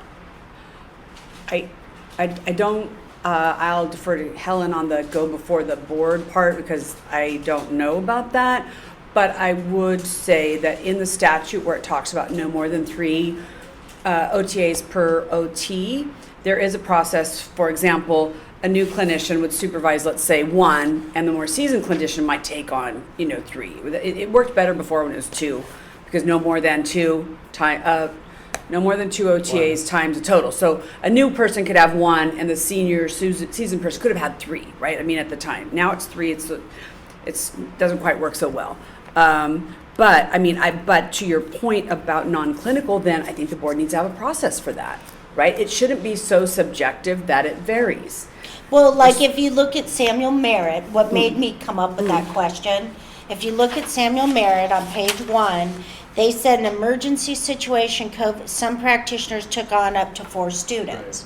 So what I'm saying is there I don't know what the wording would be, but is there an opportunity for, and that's where I use the term before the board, I don't know what that, but is there an opportunity for a practitioner to say, this is my practice area, this is what it looks like, that's non-clinical, the word that would be for sure in there, like then I could vote for a number. Yeah, and I think I could do that too. If you said clinical, directly related to clinical services, let's say we do 3 and 3 across the board, 3 fieldwork students, and just for the number, just argument right now, and 3 doctoral capstones. Then there could be clinical track and then non-clinical track, right? A discussion on if it's community-based practice or, something like your adult day that just, you can supervise more students because they're in a group setting, you're like an adult day doing treatments. How would the number be different? Because community-based practice sites require so much more students because you're serving the public. Like the wellness But side. is there like a cap on those number or no? That's what we're saying. That one we're going to be a little more flexible with because if they're doing street medicine, there's like 9 departments of street medicine, and technically you Or have you one could student say for 10 8. student, if we're going down numbers, we could put a number on that for those of us, or we could ask. But the thing being is, I think the real term, Viata, is what I heard is clinical versus non-clinical. Can we go down that But what would track? be the difference? That's what I'm asking. Like, what do you vision the numbers to be? 3 for clinical, Yeah. or not to exceed 3, right? Not to exceed 3 for clinical. For clinical. And I don't know for non-clinical. I would. Can I read you the law that goes back to it says 3 OTAs. And so after that, it says, what section am I in? Sorry. 2570.3 L2. 3 OTAs shall be the maximum number of OTAs supervised by an OT at any one time, but the board may permit the supervision of a greater number by an OT if, in the opinion of the board, there would be adequate supervision and the public's health and safety would be served. And I think going to your non-clinical, I feel like this language right here supports what you're saying and could also like give this frame up for increasing or establishing a max in a clinical setting, and then for the non-clinical setting, then a little bit further, it does say, in no case shall the total number of OTAs exceed twice the number of OTs regularly employed by a facility at one time. Now that's only problematic because there's use of per diem, there's use of contractors. You kind of sometimes have this mix that's outside your out of control, right? It's up to your employer. But I think to the point that, the legislature has said right here, in the opinion, if there would be adequate supervision and the public's health and safety would be served. So you support the students and the schools and getting the students through. You limit the risk of harm because recognizing the settings. And then just at another time after that, you'd have to come up, what would that process look like? And, for example, would your senior wellness have a different, it's non-clinical, right? Would that have a different look than your community-based? You know what I mean? Like, that's something you'd have to, kick the can down the road and ultimately get to. Can you read that sentence again? But the board may permit the supervision of a greater number if, by an OT, if, in the opinion of the board, there would be adequate supervision and the public's health and safety would be served. So again, this is talking about OTAs, but it applies to what you're saying in terms of the students exceeding the set number in non-clinical settings. So we could put the word non-clinical in front of that. I'd be okay with that. Well, this is the law. I'm just saying you could use this to help frame the language. That's what I mean, yeah. And we'll have to discern. Some people decide non-clinical and community-based practice is two separate things. We'd have to tease that out. Well, I just have the language. I was just writing, I don't know about the non-clinical versus clinical, but I wrote, an OT or OTA may not supervise more than 3 level 1 or level 2 fieldwork students, doctoral capstone students, limited permanent holders, OT assistants at any one time except by approval of the board. And an OTA may not supervise more than 3 level 1 fieldwork students or limited permit holders at any one time except by approval of the board, because they don't do level 2 or doctoral capstone. Right. And I just had that language as potential. But then, and then approval of the board could happen in a different process. So the caveat to doctoral capstone, if I'm an OTA and they're not in the clinic setting, but they're doing something outside leadership, and I can oversee a doctoral capstone as an OTA as long as it's not clinical, because it's different from fieldwork. So that's just the only, I can be a capstone supervisor for a lot of OT students that aren't indirect, very similar to fieldwork. I can't do that. So we can add them. I like everything that statement says, except the 2 additional where it says except by the board, because to me, it's strong enough on its own, it's implied by the board, and then you add that language that Heather just read off at the end, and now we're complete simpatico. Now we've covered maybe. Yeah, occupational therapy assistants may supervise a level 1 occupational therapy student, level 1 and level 2 occupational therapy assistant students, and aides providing non-client related tasks. The supervising OT shall determine that the occupational therapy practitioner possesses a current license or permit to practice OT, and allowing the person to provide occupational therapy services. And that because that's in reg, that might be something that the board looks at, and maybe an ad hoc committee, but the board looks at to add in the non-clinical OTD, for example, that's not mentioned, right? Or non-clinical setting if it doesn't fall within here. I think. Yeah. Are we where Richard's at? Are we okay with, where do you want to go? My only question is, are you suggesting we send it to a committee to discuss, or are we making a motion? Well, I don't know. My only concern with Richard's language is when you say no more than 3 in your list, then you would have to have fewer than 3 OTAs to do 2 or more students, or to do more students. So I guess being mindful, I try to be fair and think of all these sides, that being mindful that you don't want to be appearing to make it more challenging for the schools to get their placements. You haven't really exceeded what the law already allows for the OTAs, even though you've listed all these other people, fieldwork student, limited permit holder or capstone. So I mean, that's my only And thought the about law says that. not to exceed. That's why. And that's why I'm wondering if you that couldn't go word. more than 3. If that's what you're going in Change terms it of not to ensuring adequate supervision, because right now, by law, OTAs can supervise 3 OTAs. But guess what? With that language, they couldn't do any of those others. Why Ugh. not? Because it says shall not exceed 3, I thought you read. At the But one the given OTA doesn't time. supervise the OTA students. The OTA supervises the OTA students. I'm sorry, I thought you said the supervising occupational therapist shall not exceed supervising more than 3 OTAs, limited permit holders, fieldwork students, and capstones. I did. Okay, and if you say shall not exceed 3, and you can already supervise 3 in statute, I would just recommend that you're Oh, I see. you're So- limiting it. So you're saying 3 total in that whole batch? At one time, at any one time. So, and what she's saying in statute, we already have 3, they can't do more than, so we're automatically, So they I'm couldn't taking. take a student if they They had couldn't 3 take a Correct, student. that- right, right. They can't take anybody else because they've Gotcha. already reached their max, which is problematic, is what you're saying. I'm just No, you're. pointing that's that your out. opinion, Yeah, I'm just. So we could take the OT assistants out and just leave it, just have this law, this section, an OTA may not supervise more than 3 level 1 or level 2 fieldwork students, doctoral capstone students, limited permit or limited permit holders at any one time, except by approval of the board. In a clinical setting. Or no, you're not. I wasn't sure if you were including that part or not. Okay, I I'm did, just but I scared. mean, I don't know what that. I'm like. what does it mean? Yeah. And then an OTA may not supervise more than 3 level 1 fieldwork students, doctoral capstone students, or limited permit holders at any one time, except by approval of the board. Except OTAs can also supervise level 2 OTAs. So they if you- can? Yes. Oh, they can. Yes. So I add that back in. Yeah. It's on page 2 of those regs under item number 12. Sorry, I was Okay. listening to what I know. I heard earlier. I don't mean to cause confusion. So OTA may not supervise more than 3 level 1 or level 2 fieldwork students, doctoral capstone students, or limited permit holders at any one time, except by approval of the board. Is that what we're talking about? Okay. So I'm gonna send this to you.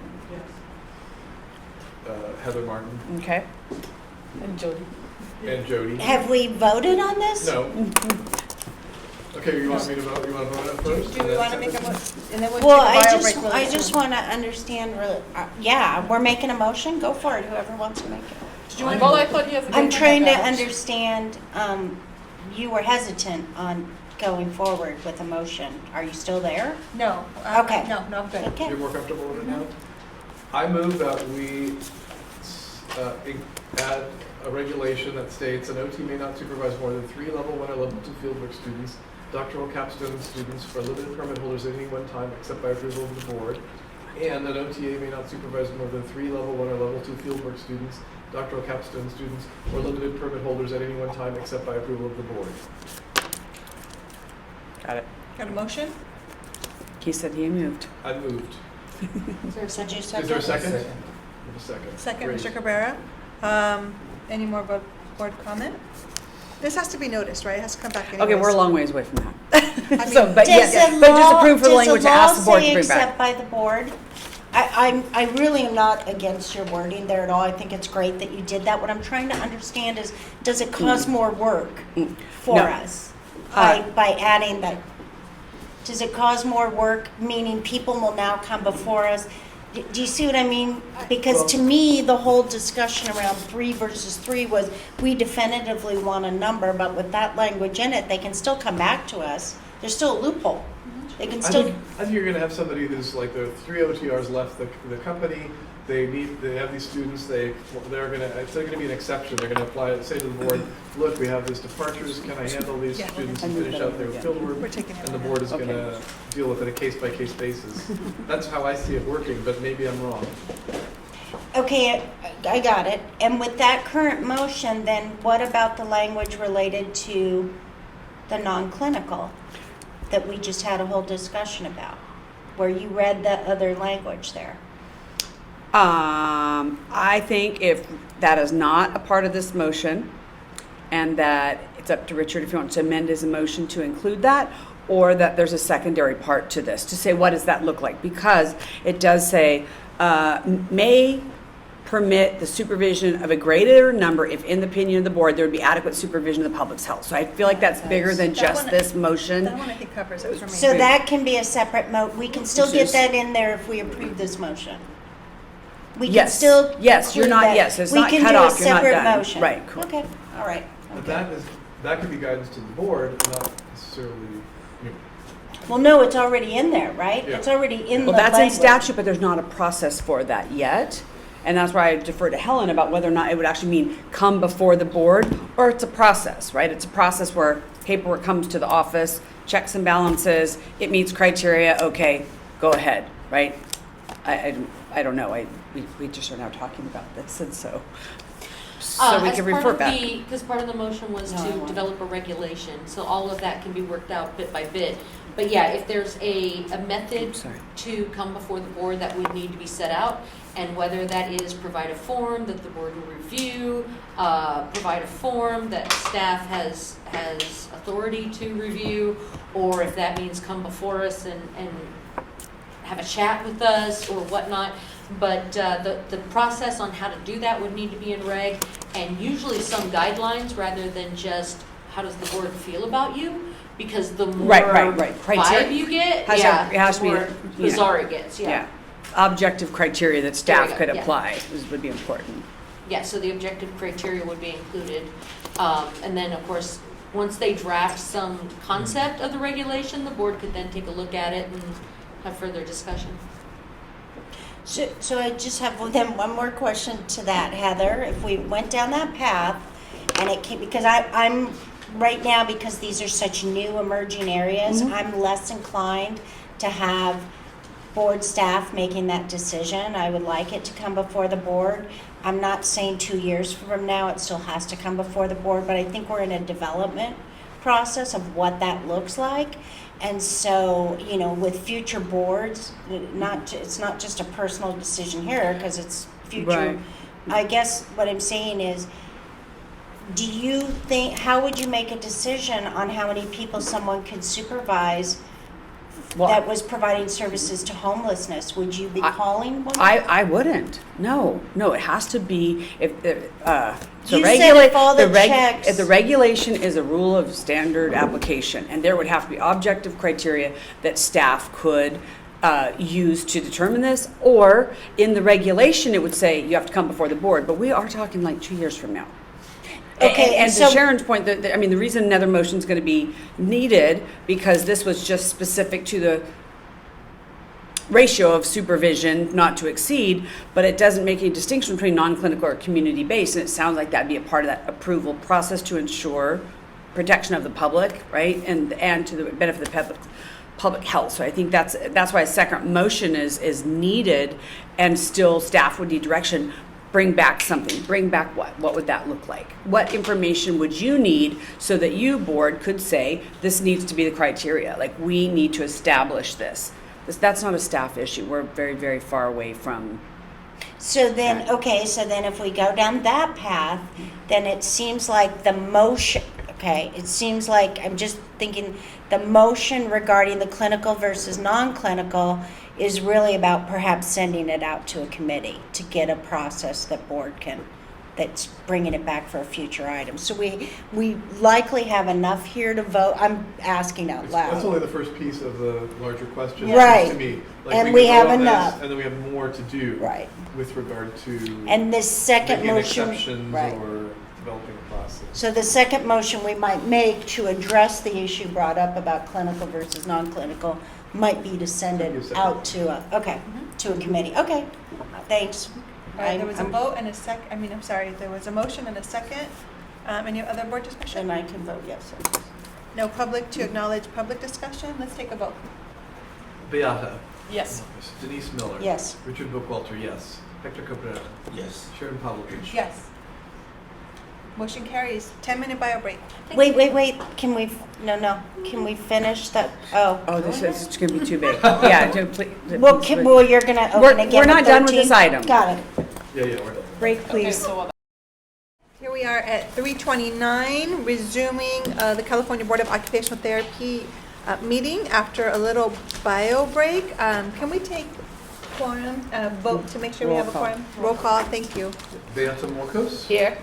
Luna Doe, absent. Denise Miller. Here? Richard Buchwalter here. Hector Cabrera. Here. Sharon Pavlovich. Here. We have our quorum. Okay, were we still working on agenda item number 12? Are we bringing this back? What are we doing? We had the motion, but Denise, you were worried about Except something? the limit that we didn't deal with the other part. Heather, one last time, can you read that language? Do you have it up, or if you don't worry about it? No? Yes. The language regarding, Oh, The statutory. sorry, yeah. mhm. Yes, one moment, please. But the board may permit the supervision of a greater number by an OTA if, in the opinion of the board, there would be adequate supervision and the public's health and safety would be served. So I can make a motion, but before I do that, I would like to suggest that this board consider the language that was just read, consider that language of not to, that a licensee may come before the board in specific circumstances, and it would be on the issue of non-clinical. But I would like a committee to explore. They're going to be looking for a process, and I feel like a committee has to deliver to board staff. Here's the reasons when you would, if it's going to become a board staff function, here's the reasons when they would check a box. You know, like they'll have to put guidelines around the new emerging practice areas, the street medicine, not to exceed, you know, any more students than are on the clinical, than the clinicians on the team. Could be that wording. In a wellness setting, not to exceed, you know, we could put the number 10 around. I get, you see, How but how about the executive committee, which is one we don't use very much in this board, because it's the president, the executive officer, and the vice president, isn't it? Is that right? Yes. Because that, Yes. I remember the legislature said, how do you use your executive committee? We're not. No, because we still don't have that populated either, right? Yes? Oh, we do. President, Oh, board yes. president, me. Sorry. Yeah. But I mean, I just want to clarify. I mean, you're using the words come before the board. And I guess I just want to, it just says, you know, in the opinion of the board. So, in the opinion Yeah, of the so I board, just your want, wording, like, just- forget my wording, your but, wording. no. That's the language in statute. It's not my wording, but. Okay. So is that a discussion? Was that a point? A motion? That wasn't a motion, was it? I didn't make a motion. I'm wondering what you guys think about it going before. Richard suggested I think it's good. executive committee. I'm still deciding where I think. Yeah. I can make it from like, are you thinking versus a whole board issue, Denise? Is that what you're thinking? No, not versus a committee of people outside of the board. And you mentioned earlier getting the fieldwork feedback from the council. Fieldwork Right. Council. So what if there's a blending up there of like, you know, have a committee of whatever, and reach out to the Fieldwork Council to see who would like to participate to weigh in on these different settings and what that looks I like. think that's important, because they'll know. Yeah, Yeah, that's, I like it. that would satisfy both. Well, I don't For know, me. so you guys need to do a motion. Okay, do one. I can't do one, but Somebody. Can you say the wording that I keep messing up Yeah. on? Can you just say it one more time so I get the In the motion right? opinion of the board, there would be adequate supervision and the public's health and safety would be served. Right? Community-based, that's right there. So I make a motion that we send it back to the executive committee and include the Fieldwork Council to explore, in the opinion of the board, language around when a fieldwork may exceed a possible number of students specific to non-clinical work. And capstone or just fieldwork? And capstone. Okay. Thanks. A second. it's a motion by Denise, a second by Richard. Any other board discussion? There's no public to ask for public comment, so we can take our vote. Beata Morcos. Yes. Denise Miller. Yes. Richard Buchwalter, yes. Hector Cabrera. Yes. Sharon Pavlovich. Yes. Okay, is that finished, our number 12? Agenda item number 12, yes? Okay. Agenda item 13, consideration and possible action on determining the maximum number of students completing their entry-level doctorate capstone that can be supervised by an OT who is concurrently supervising OTAs, limited permit holders, or students completing their fieldwork. So, again, supervision parameters, we have kind of the sidebar discussions on the other ones that kind of affected this, no, Heather? Yes. I mean, our other agenda items have addressed a big portion of this. I think because in the motions under number 12 regarding the maximum number of supervision, it included both fieldwork and capstone, as well as this follow-up motion regarding what's in the opinion, look like. I feel like the capstone's actually covered under this. I do too. And also, the table in front of you shows that, not very many people weighed in on that also, so maybe having a formal invite to a meeting will get more input, on what that would look like Okay. in specific to settings. Okay. So then we I don't know could- how you say covered under item 12. Yeah, I'm just kind of being funny, but I mean, No. I'm kind of serious though. yeah. Discussion because, connected to item 12. Because the only difference is 12 says fieldwork students, 13 says the same laundry list, but, cost capstone. Yes. So it's just an expansion of by one. They were separated out in case you want to make different motions, because I wasn't really sure how this would go. Okay. So it gave you the most flexibility, and now 13's not needed. Okay.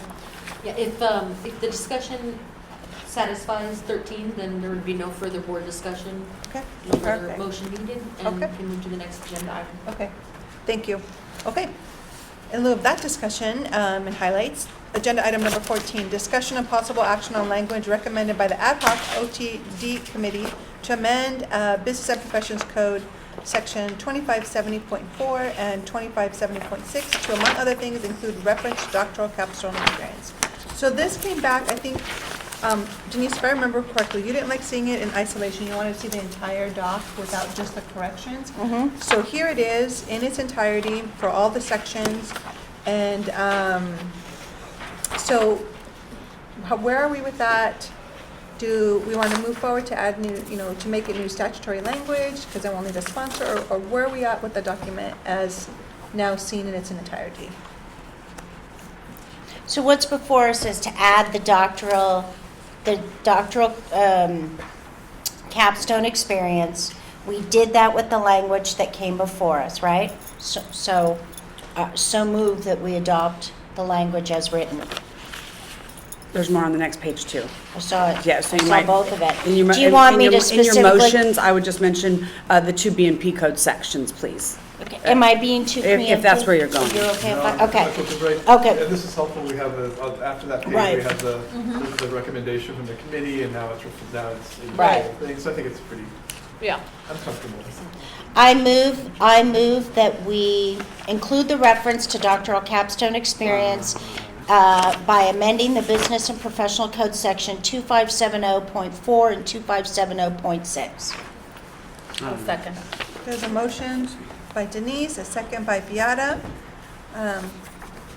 How do we feel about that? Heather, is there any, Hector, is there anything that we need to highlight or discuss for you to understand? You okay? I'm fine with this, yeah. Okay. No other board discussion? Input by Executive Officer or Legal? We're good? There are no public members to make public comment, so can we please take the vote? Beata Morcos. Yes. Denise Miller. Yes. Richard Buchwalter, yes. Hector Cabrera. Yes. Sharon Pavlovich. Yes. Okay. Hector, our profession expanded to offering a doctorate after this language was written. So what we're doing here is good work to cross all our T's and dot our I's. And lastly, in order for this to go anywhere, so you do want to direct staff to seek out an author to carry this legislation? Yes. Do you want it as an amendment, or do you want that as a second? As a motion. Yes, please. I make a motion that we direct staff to seek out an author specific to agenda item 14 and the motion that just passed. Okay. Second? Motion by Denise, second by Richard. Any other board discussion? I just just have a question. When you say an author, is this a member of the state assembly Or Senate, yes. or the Senate? Mhm. I mean, we can't offer.